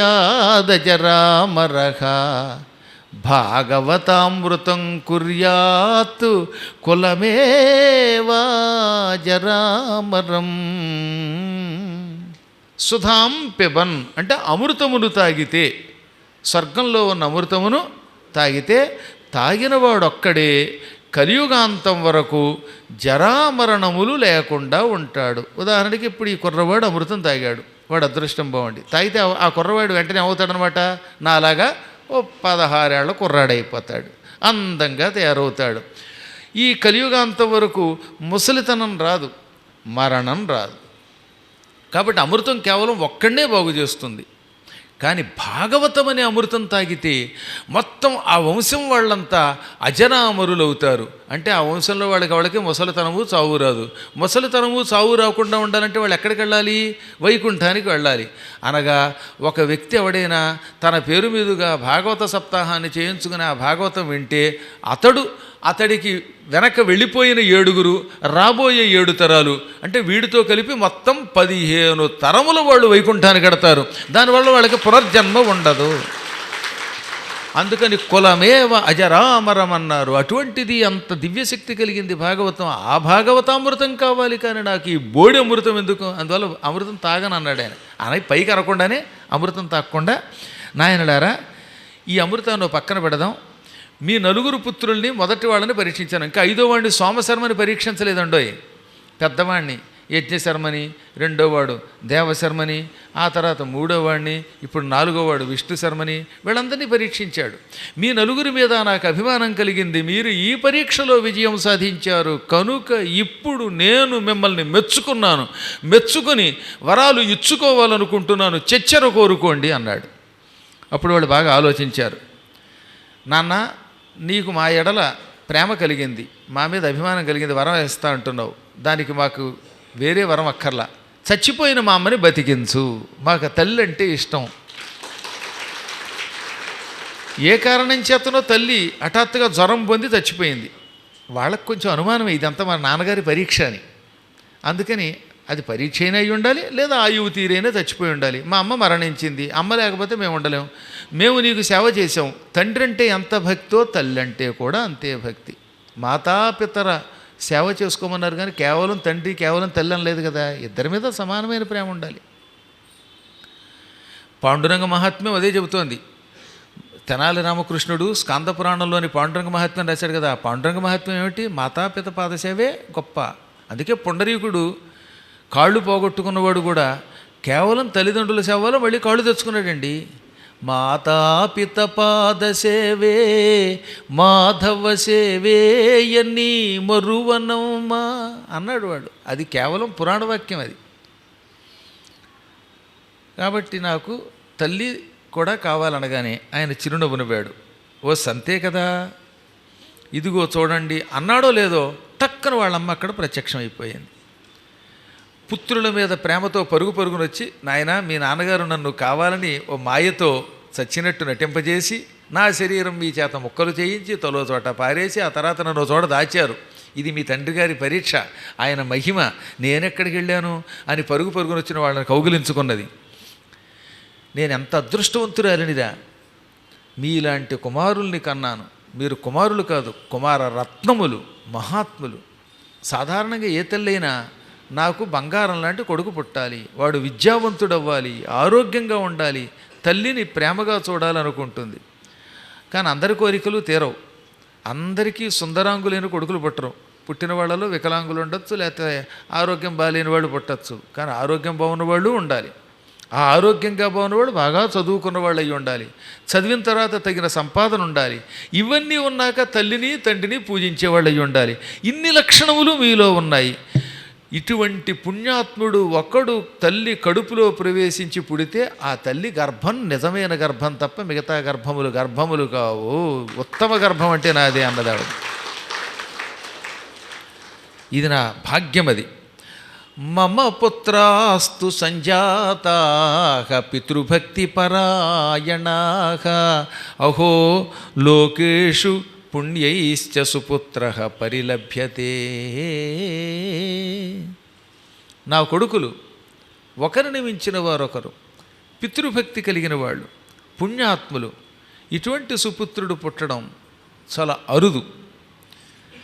5 5 భూతముల వంటి వారు, పంచపూజల వంటి వాళ్ళు. మీకు చెప్పగా చాలాసార్లు పంచపూజలు అంటే గంధము, పుష్పము, ధూపము, దీపము, నైవేద్యము.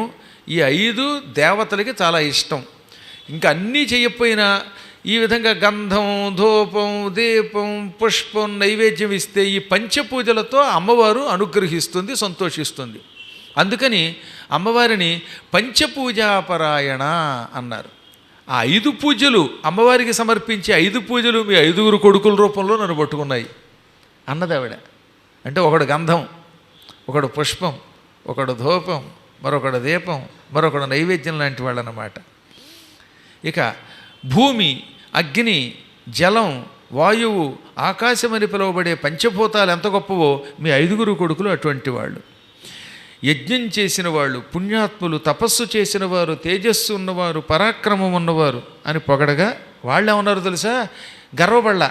మేము గొప్పవాళ్ళం, మా అమ్మని బతికించుకున్నాం, మా నాన్న కోసం అమృతం తెచ్చాం అనకుండా, అమ్మ నీ కడుపులో పుట్టడం వల్ల, నీ కడుపు నుంచి బయటికి రావడం వల్ల మాకు ఈ శక్తి వచ్చింది. మా నాన్నగారి సేవ చేశాం కాబట్టి ఇంత శక్తి వచ్చింది. ఇదంతా తల్లిదండ్రుల యొక్క ఆశీర్వచనము అన్నారు వాళ్ళు.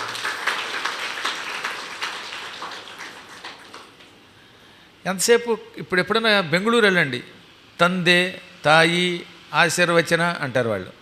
అంటే తల్లి తండ్రి యొక్క ఆశీర్వచనాన్ని పెట్టుకుంటారు. ఇప్పటికి కూడా కొంతమంది అలాంటి వాళ్ళు ఉన్నారు. కారు వెనకో ఆటో వెనకతలో అమ్మా నాన్నల దేవనలు, లేక తల్లిదండ్రుల దేవనలు, జననీ జనకుల ఆశీర్వచనాలు అని రాసుకుంటారు. వాళ్ళు ఉత్తములు. అంటే తల్లిదండ్రులు చంపేవాళ్ళు, కోర్టుకు లాగేవాళ్ళు, వీళ్ళు పుట్టడం వల్ల ఉపయోగం ఉందండి. పుట్టలోని చెదలు పుట్టినట్లుగా అదొక కర్మ.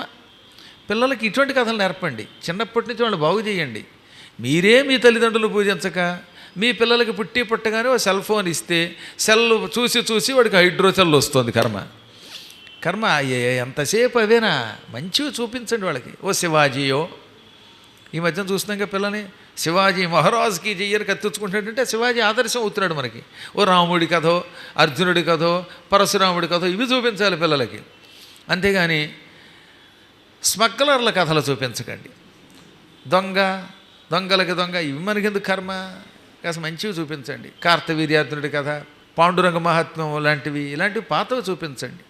అవి నిజంగా కావ్యాలు.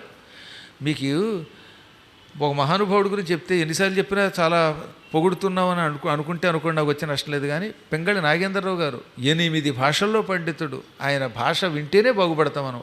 మాయాబజార్లో ఆ డైలాగులు ఎంత బాగా రాశాడు ఆయన. అదేమిటో పాతకాలం గుణసుందరి కథ, పాతాళ భైరవి, శ్రీకృష్ణార్జున యుద్ధం, ఇవన్నీ ఆయన కథలు. అద్భుతమైన పాండిత్యం కలిగిన అలాంటి వాళ్ళ సినిమాలు చూపించండి. పిల్లలకి సినిమాలు చూపించడం తప్పు కాదు, కానీ దరిద్రపు సినిమాలు చూపించడం తప్పు. పాతకాలపు సినిమాలన్నీ చలనచిత్రములు కావు, కావ్యములు. వాటిల్లో పాటలు కానీ, వాటి సాహిత్యం కానీ, వాటి భాష కానీ అద్భుతం అన్నమాట. మనిషికి ఒక నీతిని నేర్పేవి. ఆ రోజుల్లో అవి చూసి ఎంతోమంది బాగుపడ్డారు. మీకు తెలిసే ఉంటుంది కదా, యోగి వేమన సినిమా, పోతన సినిమా, త్యాగరాజ సినిమా ఇవన్నీ చూసి బాలయోగి తయారయ్యాడు అప్పట్లో. ఒకప్పుడు పశ్చిమ గోదావరిలో తెలుసా, యోగులు తయారయ్యారు ఆ సినిమాల వల్ల. ఇప్పుడు సినిమాలు చూస్తే రోగులు తయారవుతారు. ఎంతసేపు తల్లిదండ్రులు ఎలా చంపాలి, స్కూల్కి వెళ్ళడం ఎగ్గొట్టడం ఎలాగా, దొంగతనం ఎలాగా, ఆడవాళ్ళని ఎలా ఎత్తుకుపోవాలి, అదే తాగుపోతాడికి తిరుగుపోతాడికి పిల్లలు ఇవ్వమని చెబుతారు సందేశం. ఆ సందేశాలలో ఉపయోగం ఉంది. ఎప్పుడైనా నాలాంటి ఉత్తముడైతే ఉపయోగం, అంతేగాని ఎవడికి పడితే వాడికి పిల్లని ఇస్తే ఉపయోగం ఉంది అని నేను అనలేదు, వ్యాసుడు అన్నాడు అనబట్టి. అందుకని ఇదంతా తల్లిదండ్రుల యొక్క పూజా ప్రభావం అనగానే అప్పుడు తండ్రి గారు అన్నాడు, నాయనలారా మీ నలుగురు అంటే నాకు చాలా ఇష్టం ఏర్పడింది, సంతోషించాను. నా తపశ్శక్తి గొప్పదని మీకు కూడా అర్థమైంది కదా. నా తపశ్శక్తితో అమ్మ చచ్చిపోయినట్లుగా కనపడేలా చేసి పరీక్షించాను తప్ప ఆవిడ చావలేదని మీకు అర్థమైంది కదా. ఇప్పుడు మిమ్మల్ని మెచ్చుకున్నాను, ఏం కావాలో కోరుకోండి, ఏది అడిగినా ఇస్తానన్నాడు ఆయన. భోగాల, యోగాల, ముక్తి లోకాల అని అడిగితే ముందు వాళ్ళు ఏమన్నారు, మాకేం వద్దండి, కేవలం పితృభక్తి చాలు అన్నారు. అబ్బాయి అలా కాదు, ఇంకేదన్నా కోరుకోండి అన్నాడు ఆయన. సరే నువ్వు అంతగా కోరుకోమంటున్నావుగా, యది తాత ప్రసన్నోసి వరందాతుమిహేచ్ఛసి అస్మాన్ ప్రేషయ గోలోకం వైష్ణవం దాహవర్జితం. తండ్రి నీకు మా మీద అభిమానం కలిగింది, ప్రేమ కలిగింది, వరం ఇస్తానన్నావు, ఇస్తానన్నప్పుడు పుచ్చుకోవాలి, ముద్దొచ్చినప్పుడు ఏం చేయాలి, సంకెక్కమన్నారు. అలాగే మేము కూడా కోరుకుంటున్నాం. విష్ణువు కృష్ణుడు అనే పేరుతో గోలోకంలో ఉంటాడు, విష్ణు అనే పేరుతో వైకుంఠంలో ఉంటాడు. రెండు విష్ణు సంబంధ లోకాలే. అందులో మాకు గోలోకం కావాలి. వైకుంఠం కూడా అడగలేదు వాళ్ళు. గోలోకానికి వెడితే ఇక పునర్జన్మ ఉండదు.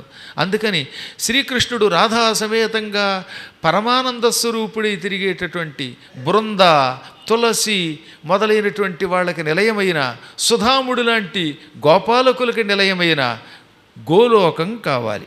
ఆ గోలోకాన్ని అక్కడికి పంపించేయి. అక్కడికి పంపితే ఇక మాకు కోరికలు ఉండవు. దాహవర్జితం అంటే దాహం ఉండదు. దాహం అంటే వేడి, వేడి అనగా అంతరార్థం కోరికలు. ఈ పిచ్చి కోరికలు లేని పవిత్ర లోకానికి పోతాం అనగానే, ఇదే నా యోగశక్తి మీకు ధారపోస్తున్నాను, మీ నలుగురు నా ఆజ్ఞతో కల్మషాలు విడిచిపెట్టి గోలోకానికి వెళ్ళిపోదురుగాక అన్నాడు ఆయన. అన్నంత మాత్రం చేత నిజంగా వెళ్ళిపోతారా? ఈ లోకంలో అందరూ అంటారులేండి, నాయన వెళ్ళిపో గోలోకానికి అని. ఇక్కడున్న తండ్రి ఎవరన్నా కొడుకుని దీవిస్తే వాడు గోలోకానికి వెళ్ళడం, మా లోకంలోనే ఉంటాడు. కానీ ఆ మహానుభావుడి తపశ్శక్తి గొప్పది. ఇలా అన్నాడో లేదో మహావేగంగా గరుత్మంతుడు అక్కడికి వచ్చేశాడు. ఆ గరుత్మంతుడి మీద కూర్చుని చతుర్భుజాలతో శ్రీమన్నారాయణుడు కనబడ్డాడు. నీలమేఘఛాయ శరీరుడు కనబడ్డాడు. చారు లక్షణ లక్షితన కపాద గొల్పజాను జంఘోరు కఠినాభి మధ్యోదరుండును సాదరుండును కంఠసూత్ర కటిసూత్ర హార కేయూర కటక కంకణ మకర కుండల కిరీటాది విభూషితుండును కంబుకంధరుండును పాలనాసాదర వదన కర్ణుండును నీలనేరద వర్ణుండును ప్రహ్లాద నారద సునంద నంద ప్రముఖ సంభావితుండును శ్రీపుష్టి తుష్టి కీర్తి కాంతిలోర్జ విద్యా మాయా శక్తి సేవితుండునుడు యొప్పు పురుషోత్తముండు గరుడారుండు ఇవేంచేసి అన్నారు. అంటే ఆ లోకంలో ఎప్పుడూ కూడా ఇలాంటి ప్రహ్లాదులు ఉంటారన్నమాట. ప్రతి యుగంలో ప్రతి కల్పంలో ఒక ప్రహ్లాదుడు పుడతాడు. అలాంటి వాళ్ళ చేత సేవింపబడుతూ అనేక బాహువులతో అనేక నేత్రములతో అనేక శిరస్సులతో అనేక పాదములతో ఉన్న ఒక మహానుభావుడు శ్రీమన్నారాయణుడు గరుత్మంతుని మీద ఉన్నాడు. ఆయన చుట్టూ పుణ్యశీలుడు సుశీలుడు మొదలైనటువంటి వాళ్ళు ఉన్నారు. మహానుభావులైన ఋషులు ఓం నమో నారాయణాయ అని స్తోత్రం చేస్తున్నారు ఆయన్ని. పరమ సుందరాకారుడైన కంఠములన్నీ శంఖంలా నున్నగా ఉన్నాయి. నల్లని మేఘం వంటి ఆకారంతో ఉన్నాడు ఆయన. శిరస్సుల మీద కిరీటాలు ఉన్నాయి.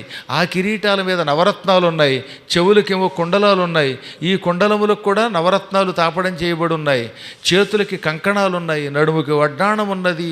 కోటి సూర్యుల కాంతితో ఉన్నాడు ఆయన. అయినప్పటికీ ఆయన దగ్గర వేడి లేదు, కోటి చంద్రుల చల్లదనం ఉన్నది. అటువంటి నారాయణుడు గరుత్మంతుని మీద వేంచేసి, నాయనలారా, మీ తండ్రి గారి మీద మీకున్న భక్తి వల్ల మీ తండ్రి మిమ్మల్ని గోలోకానికి పంపుతున్నాడు. గోలోకానికి సామాన్యులు వెళ్ళలేరు. అందుకే వైకుంఠం నుంచి నేను వచ్చి ఈ గరుత్మంతుని మీద మిమ్మల్ని కూర్చోబెట్టుకుని నా వైకుంఠానికి కాక నా మరొక లోకమైన గోలోకానికి పంపుతున్నాను. నేనే కృష్ణుణ్ణి, నేనే విష్ణువుని. అయినప్పటికీ 2 రూపములతో 2 లోకములలో విహరిస్తూ ఉంటాను నేను. మీ తండ్రి మీకు గోలోకం ఇచ్చాడు. మీరు కూడా ఈ భూలోకం నుంచి గోలోకానికి వెళ్ళాలనుకున్నారు. రండి అని ఆ నలుగురిని చేత్తో అలా నిమిరాడు. వెంటనే నలుగురు అచ్చం శ్రీకృష్ణ పరమాత్మలాగా మారిపోయారట. కృష్ణుడు ఎలా ఉంటాడో అలా అయిపోయారు. అది కూడా చతుర్భుజ కృష్ణుడు. కృష్ణుడు కూడా చతుర్భుజాలతో ఉంటాడు.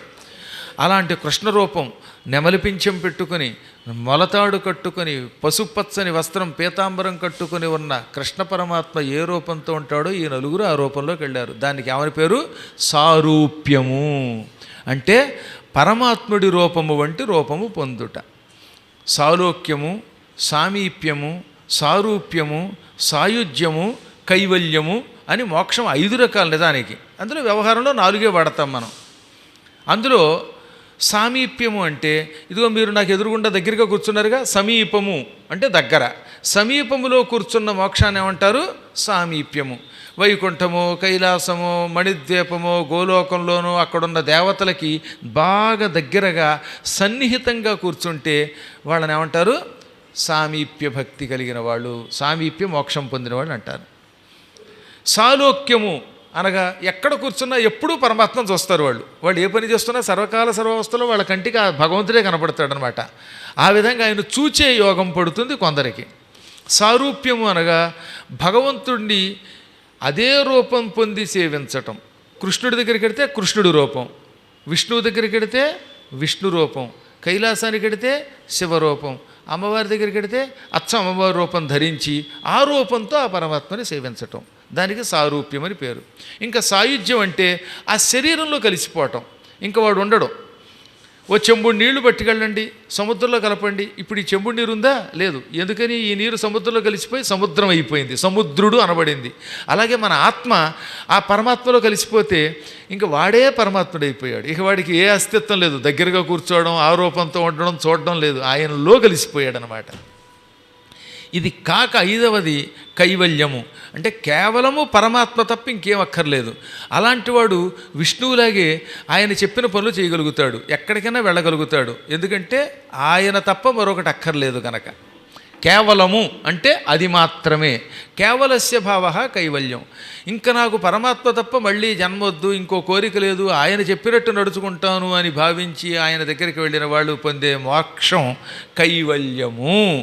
అటువంటి కైవల్యం పొందితే ఇంకా వెనక్కి తిరిగి రావలసిన అవసరం లేదు. ఇప్పుడు జైవిజీవులు ఉన్నారు, అచ్చం విష్ణువులో ఉంటారు, దానికి ఏమని పేరు? సారూప్యం. వాళ్ళకు కూడా శాపం తగిలిందా లేదా? సనక సనందనాదుల శాపం తగలడం వల్ల జైవిజీవులు వరుసగా హిరణ్యాక్ష హిరణ్యకశిపులుగా, రావణ కుంభకర్ణులుగా, శిశుపాల దంతభక్తులుగా వచ్చారా లేదా? అంటే వైకుంఠానికి వెళ్ళి కూడా తిరిగి వస్తారు. కానీ అదే కైవల్యం పొందితే ఇక తిరిగి రారు. అందువల్ల ప్రస్తుతం వీళ్ళకి సారూప్యం ఇచ్చాడు ఆయన.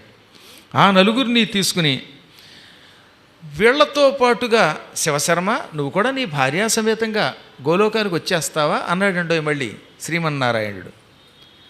అదే మనమైతే ఎగిరి గంతేసి వెళ్ళిపోయేవాళ్ళమేమో, కానీ ఇంకా కొన్ని పనులు ఉన్నాయి ఆయనకి. అందుకే నేను ఏమన్నాడు, అమీ గచ్చంతు పుత్రా మే వైష్ణవం లోకముత్తమం కంచిత్కాలం తు నేష్యామి భూమౌ వై భార్యయా సహా. ప్రభు, ఈ నలుగురిని తీసుకుని నువ్వు వైకుంఠానికి వెళ్ళి అక్కడి నుంచి వాళ్ళ గోలోకానికి పంపే. నేను కంచిత్కాలం అంటే కొంతకాలం ఇంకా ఈ భూలోకంలో ఉంటాను, నా భార్యా సమేతంగా ఇంకా కొంతకాలం భూలోకంలో ఉంటాను. ఈ సోమశర్మతో నాకు ఇంకా పని ఉంది. నలుగురిని పరీక్షించాను, లాస్ట్ అండ్ ఫైనల్గా వీడు ఒకడు ఉన్నాడు నాకు. ఈ ఆఖరాడితో పరీక్షిస్తాను అనకుండా ఇంకా ఆఖరి కొడుకుతో కొన్ని పనులు ఉన్నాయి, వీడి చేత కొన్ని పనులు చేయించాలి. అతని చేత కూడా కొన్ని పనులు చేయించాక అప్పుడు సమయం చూసుకుని నేను వైకుంఠానికి వస్తాను. వాళ్ళు గోలోకానికి ఎడతారు, నేను వైకుంఠానికి నీ దగ్గరకు వస్తాను. ఈ నలుగురిని పట్టుకుపో అన్నాడు. సరే అలాగే నీవు మాట అన్నావు, నేను కాదంటానా అని ఈ నలుగురిని వెంట పెట్టుకుని శ్రీమన్నారాయణుడు వెళ్ళిపోయాడు. ఆ నలుగురు గోలోకానికి వెళ్ళిపోయారు.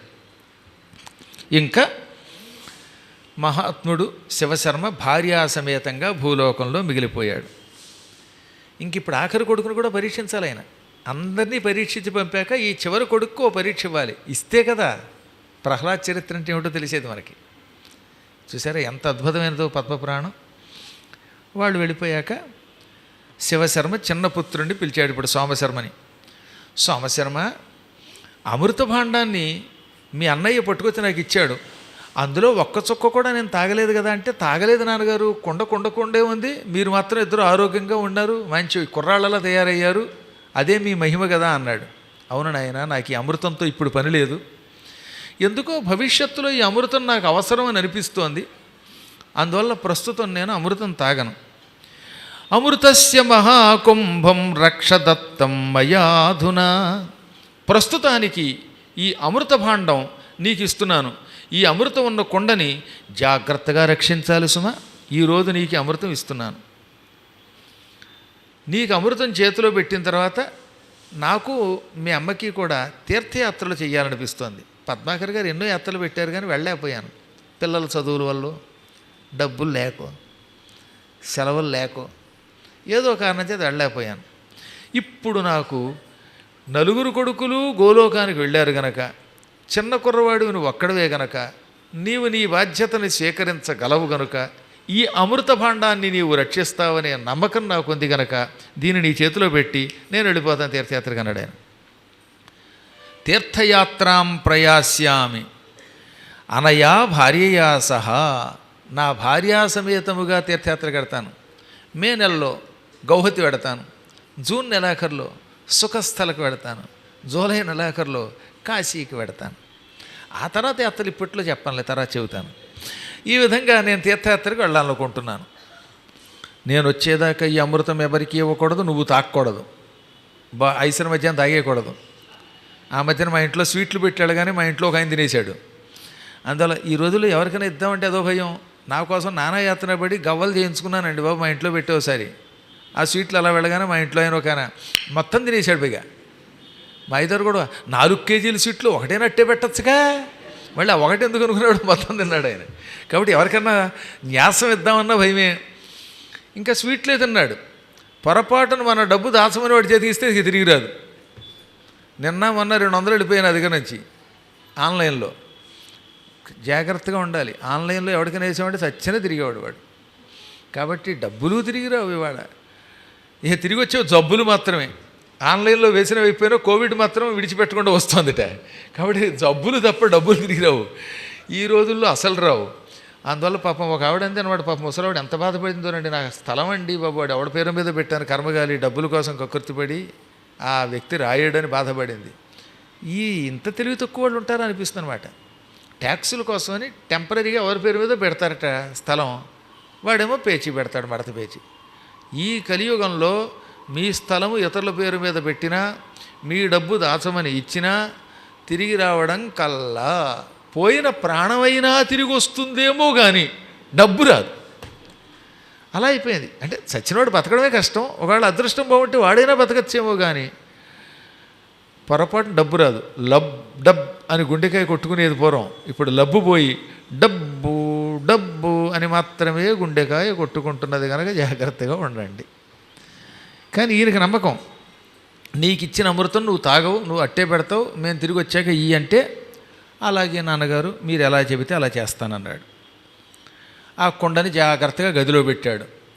ఆ కుండ దగ్గరికి ఎవరూ వెళ్లకుండా దాని చుట్టూతా మంత్రపూర్వకమైన రక్షణ కవచం పెట్టాడు. ఎందుకంటే ఎవరికైనా పాపాత్ముడికి ఆ కుండ దక్కితే ప్రమాదం. ఏ నీచుడో తాగాడు అనుకోండి, ఎంత డేంజర్ అండి. వాడికి జరామరణాలు ఉండవు. ఏ రాక్షసుడో ఏ పాపాత్ముడో తాగితే ప్రమాదం. అందుకని అతి జాగ్రత్తగా దాని చుట్టూతా మంత్రపూర్వకమైన రక్షణ కవచం ఏర్పాటు చేసి కాపలా కాశాడు. ఇక ఈ తల్లిదండ్రులు బయలుదేరారు. గయా, ప్రయాగం, కాశీ, కేదారం, బదరికా క్షేత్రం, ద్వారక, అయోధ్య, అవంతి, కురుక్షేత్రం, ఇలా సమస్త తీర్థయాత్రలు తిరిగారు. ఒకరోజు 2 రోజులు కాదు, ఈ కుర్రాన్ని పరీక్షించడానికి 10 సంవత్సరముల కాలం తీర్థయాత్రలు చేశారు. ఒక 40 రోజులు 30 రోజులు 12 జ్యోతిర్లింగాలకు వెళ్ళాలంటేనే కష్టమే మనకి. అయినా ఇప్పటికే రెడీ అయిపోయారండో. 2026లో మే 6వ తారీఖు నాడు 12 జ్యోతిర్లింగాలు పెట్టానంటే, ఏది ఇంకా 25 రాలేదు, 26 మే 6 అంటే అప్పుడే మా పేరు రిజిస్టర్ చేసుకోండి అంటున్నారు మన వాళ్ళు. కారణం గురువుగారితో ఈ అపూర్వ అవకాశం పంచుకోవాలి అని. అదే కొంచెం కష్టమే కదా 12 జ్యోతిర్లింగాలు. అందులో మే నెలలో పెట్టాను. ఎందుకని? మన వాళ్ళ కోసం. అప్పుడే మొదలెట్టేశారు. ఏది ఈ ఉదయం లాంటి వాళ్ళు కుర్రాళ్ళు కూడా వచ్చేస్తూ ఉంటున్నారండి. ఇప్పటి నుంచి నెల 10,000 రూపాయలు చొప్పున ఆర్డీ కట్టుకుంటాడు ఒక ఆయన అయితే. 1,00,000 రూపాయలు దాచేసుకోవాలండి, ఏమైనా సరే గురువుగారితో 12 జ్యోతిర్లింగాలకు వెళ్ళాలండి అన్నాడు పాప ఆయన. అంటే నేనన్నాను, ఇంకా వాళ్ళు ఇంకా అనౌన్స్ చేయాలరా బాబు, నేను చెప్పేసాను, డేట్లు ఇచ్చాను, టైం పడుతుందంటే ఏమోనండి 50 మంది కంటే ఎక్కువ మంది కుదరదు అంటున్నాడు ఆయన. అప్పుడేను అందువల్ల ఫస్ట్ పేరు నాదే అన్నాడు ఒక ఆయన. నిజంగా జరిగింది ఇది. అంటే దానికి ఎంత డిమాండ్ ఉందో ఆలోచించండి. తీర్థయాత్రలు చేయాలి, అది కూడా గురువుగారితో వెళ్ళాలనే కోరిక ఎప్పుడూ ఉంటుంది. ఆ రోజుల్లో వాళ్ళు కూడా అలాగే 10 సంవత్సరముల పాటు తిరిగారు. టేక్న 10 వర్ష ప్రమాణంతు అన్నాడు. 10 వర్ష ప్రమాణంతు తపస్తేపే నిరంతరం. తపస్సు కింద భావించి ఆ మహాత్ములు తీర్థయాత్ర చేశారు. ఈ 10 ఏళ్ళు కూడా అమ్మ ఎప్పుడు వస్తుంది, నాన్న ఎప్పుడు వస్తుంది అనుకుంటూ ఈ పుణ్యాత్ముడు సోమశర్మ అమృత భాండాన్ని కాపాడాడు. సరిగ్గా 10 ఏళ్ళు గడిచాయి. 11వ సంవత్సరం శివశర్మ భార్యా సమేతంగా తిరిగి ఇంటికి వచ్చేశాడు. ఆ వచ్చినవాడు ఎలా ఉన్నాడో తెలుసా? అందంగా ఉండి వెళ్ళినవాడు హఠాత్తుగా మళ్ళీ ముసలాడి కింద అయిపోయాడు. చేతులకి కాళ్ళకి కుష్ఠరోగం వచ్చింది, దగ్గు వచ్చింది. వాళ్ళ ఆవిడకి కూడా కుష్ఠరోగం వచ్చింది. ఇద్దరికి రోగమే. పైగా తెల్ల కుష్ఠ, మచ్చలు వచ్చి వేళ్ళు ఇలా ముడుచుకుపోయాయి, ముక్కు తప్పడైపోయింది. అసలే కుష్ఠరోగం అంటే దానికి తోడుపాటుగా దగ్గు, ఒకటే దగ్గు. ఈ విధంగా తెగ దగ్గేస్తున్నారు. కంగారు పడిపోయాడు ఇప్పుడు ఈ సంవత్సరమ. దుఃఖపడిపోయాడు, ఏడ్చాడు. అమ్మా నాన్న మీరు మహాత్ములు, తపఃప్రభావ సంపన్నులు, మీకేమిటి ఈ కర్మయోగం ఏమిటి, ఈ రోగం ఎందుకు వచ్చింది? దేవతలు కూడా మీకు దాసానుదాసులే కదా, ఏ పాపం వల్ల ఈ వ్యాధి వచ్చిందన్నాడు ఆయన. అప్పుడు వాళ్ళు అన్నారు, పూర్వజన్మకృతం పాపం వ్యాధి రూపేణ బాధతే అన్నారు. ఆయన మేము పూర్వజన్మలో పాపం చేసాం, కర్మ, ఆ కర్మ అనుభవిస్తున్నాం. ఏ అమృతమో తాగి తగ్గించుకుంటే ఈ కర్మ మళ్ళీ అనుభవించడానికి ఇంకో జన్మెత్తాలి. అందువల్ల ఈ జన్మలోని ఈ రోగాన్ని అనుభవిద్దాం అనుకుంటున్నాము. ఏది ఎలా జరగాలో అది జరిగి తీరుతుంది. మా శుచస్తం మహాభాగ భుజ్యతే కర్మజం ఫలం. ఓ పని చేస్తే ఆ పనికి తగిన ఫలితం అనుభవించవలసిందే. కాబట్టి మేము ఈ రోగం అనుభవిస్తాం. ఒక్కొక్కప్పుడు రోగాన్ని ఏ మందు వేసుకున్నా తగ్గిస్తే ఈ రోగాన్ని మళ్ళీ ఇంకో జన్మలో అయినా అనుభవించవలసిందే, పాపమే అనుభవించాలి అనగానే సరే మీ ఇష్టం, నన్ను ఇప్పుడు ఏం చేయమంటారంటే మాకు సేవ చెయ్యి అన్నారు వాళ్ళు. మేము కుష్ఠరోగులం, క్షయరోగులం, కదలలేం, ఓ మంచి పరుపు పట్టుకురా అనగానే ఈయన మంచి మంచం మీద పరుపు వేశాడు. పరుపు మీద ఇద్దరు పడుకున్నారు. మెత్తని తుండు పట్టుకొచ్చి మాకు తుడు అన్నారు. ఒళ్ళంతా తుడిచాడు ఆయన. స్నానం చేయించన్నాడు వాళ్ళ నాన్న. స్నానం చేయించాలంటే ఎంత కష్టం, రోగిష్టాడికి ఒళ్ళంతా పుళ్ళు కదా, అతి కష్టం మీద గోరువెచ్చని నీళ్లు, అందులో నూనె కలిపి ఆ నూనెతో ఉన్న నీళ్లు జాగ్రత్తగా పోసి జాగ్రత్తగా తడి తుండుతో మెత్తని తుండుతో తుడిచి వాళ్ళకు ఒళ్ళంతా ఇబ్బంది లేని రీతిలో తుడిచి ఆ తర్వాత సంపంగి నూనె రాశాడు. ఓ ప్రత్యేకమైన ఆయుర్వేదపు నూనె ఒకటి ఉంటుంది, ఆ నూనె రాస్తే ఈ పుళ్ళు కొంచెం రసి కారకుండా ఉంటాయి. మధ్య మధ్యలో వాళ్ళ నాన్న కాళ్ళు లాగి వస్తాయిరా దరిద్రుడా అన్నట్ట. ఎప్పుడో తిట్టడు, ఇప్పుడు తిట్టడం మొదలెట్టాడు. ఓరి దరిద్రుడా కాళ్ళు లాగుతున్నానుగా వచ్చి మెల్లగా పట్టాడు. ఇలా పడతావేనరా అని ఎడంకాలతో మధ్యలో డొక్కలు తన్నాడు. తన్నినా పట్టించుకోలేదు.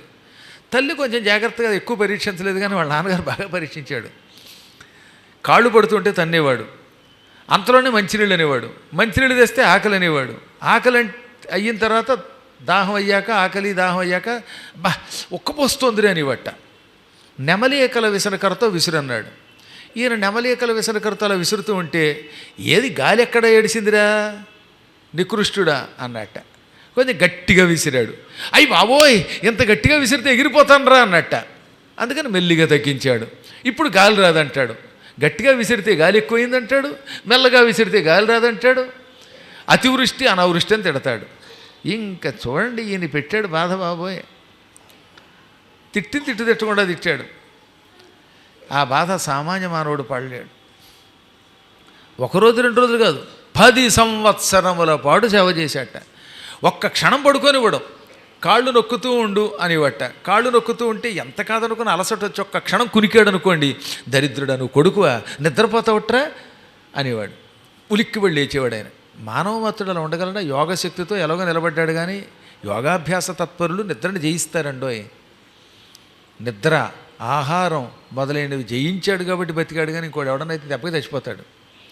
ఇప్పటికే ప్రయాణాల్లో నిద్ర లేక శరీరం నాది ఎలా అయిపోయింది చూడండి. ఇంకా నేను కాబట్టి ఇలా 25 ఏళ్ళ కుర్రాళ్ళ కనబడుతున్నాను, కానీ మీరు కనుక నాలా తిరిగితే ఏమైపోతారు. అందువల్ల బాగా అలిసిపోయాడు ఆయన. అన్నం పెట్టాడు, మంగళస్నానం చేయించాడు, ఒళ్ళంతా పువ్వులు చల్లాడు, పడక మీద పడుకోబెట్టాడు, నిద్రపుచ్చాడు, వస్త్రాలు ధరింపజేశాడు, సుగంధ ద్రవ్యాలు ఇచ్చేవాడు. ఎన్ని చేసినా ఆయన తిడుతూనే ఉండేవాడు.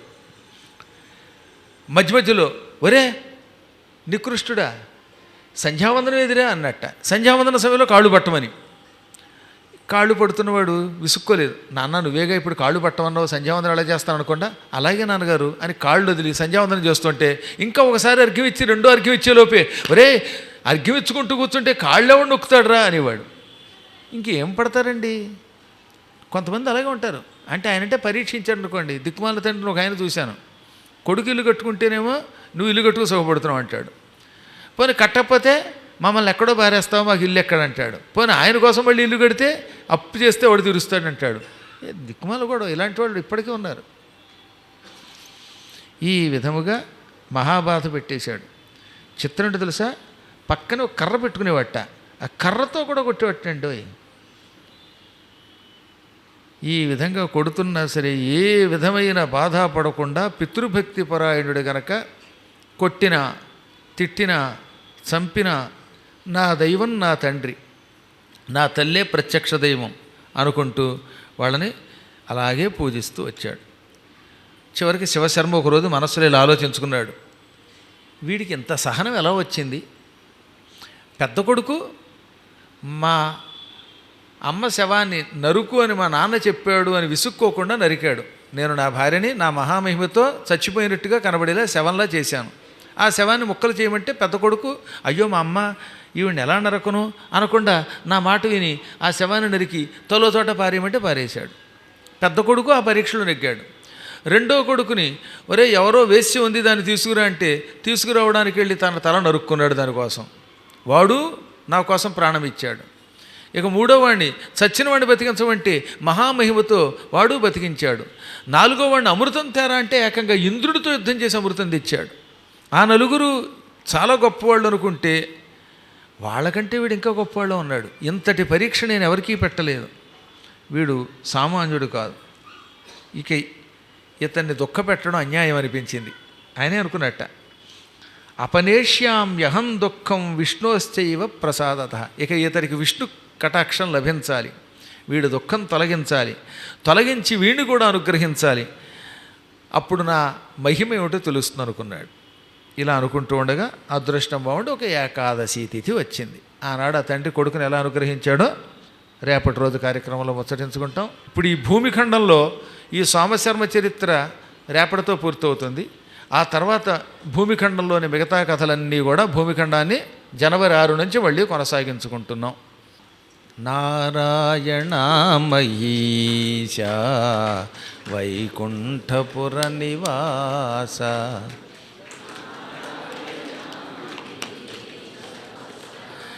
నీలాంబుద ప్రకాశ నిజ భక్త హృదయ భాస నీలాంబుద ప్రకాశ నిజ భక్త హృదయ భాస నారాయణమహీశ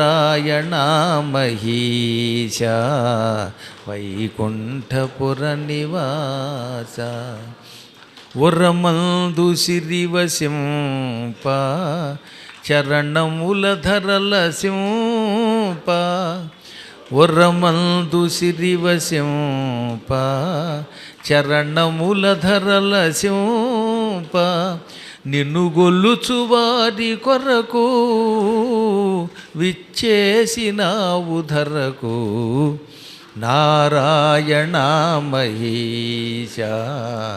వైకుంఠపుర నివాస నీలాంబుద ప్రకాశ నిజ భక్త హృదయ భాస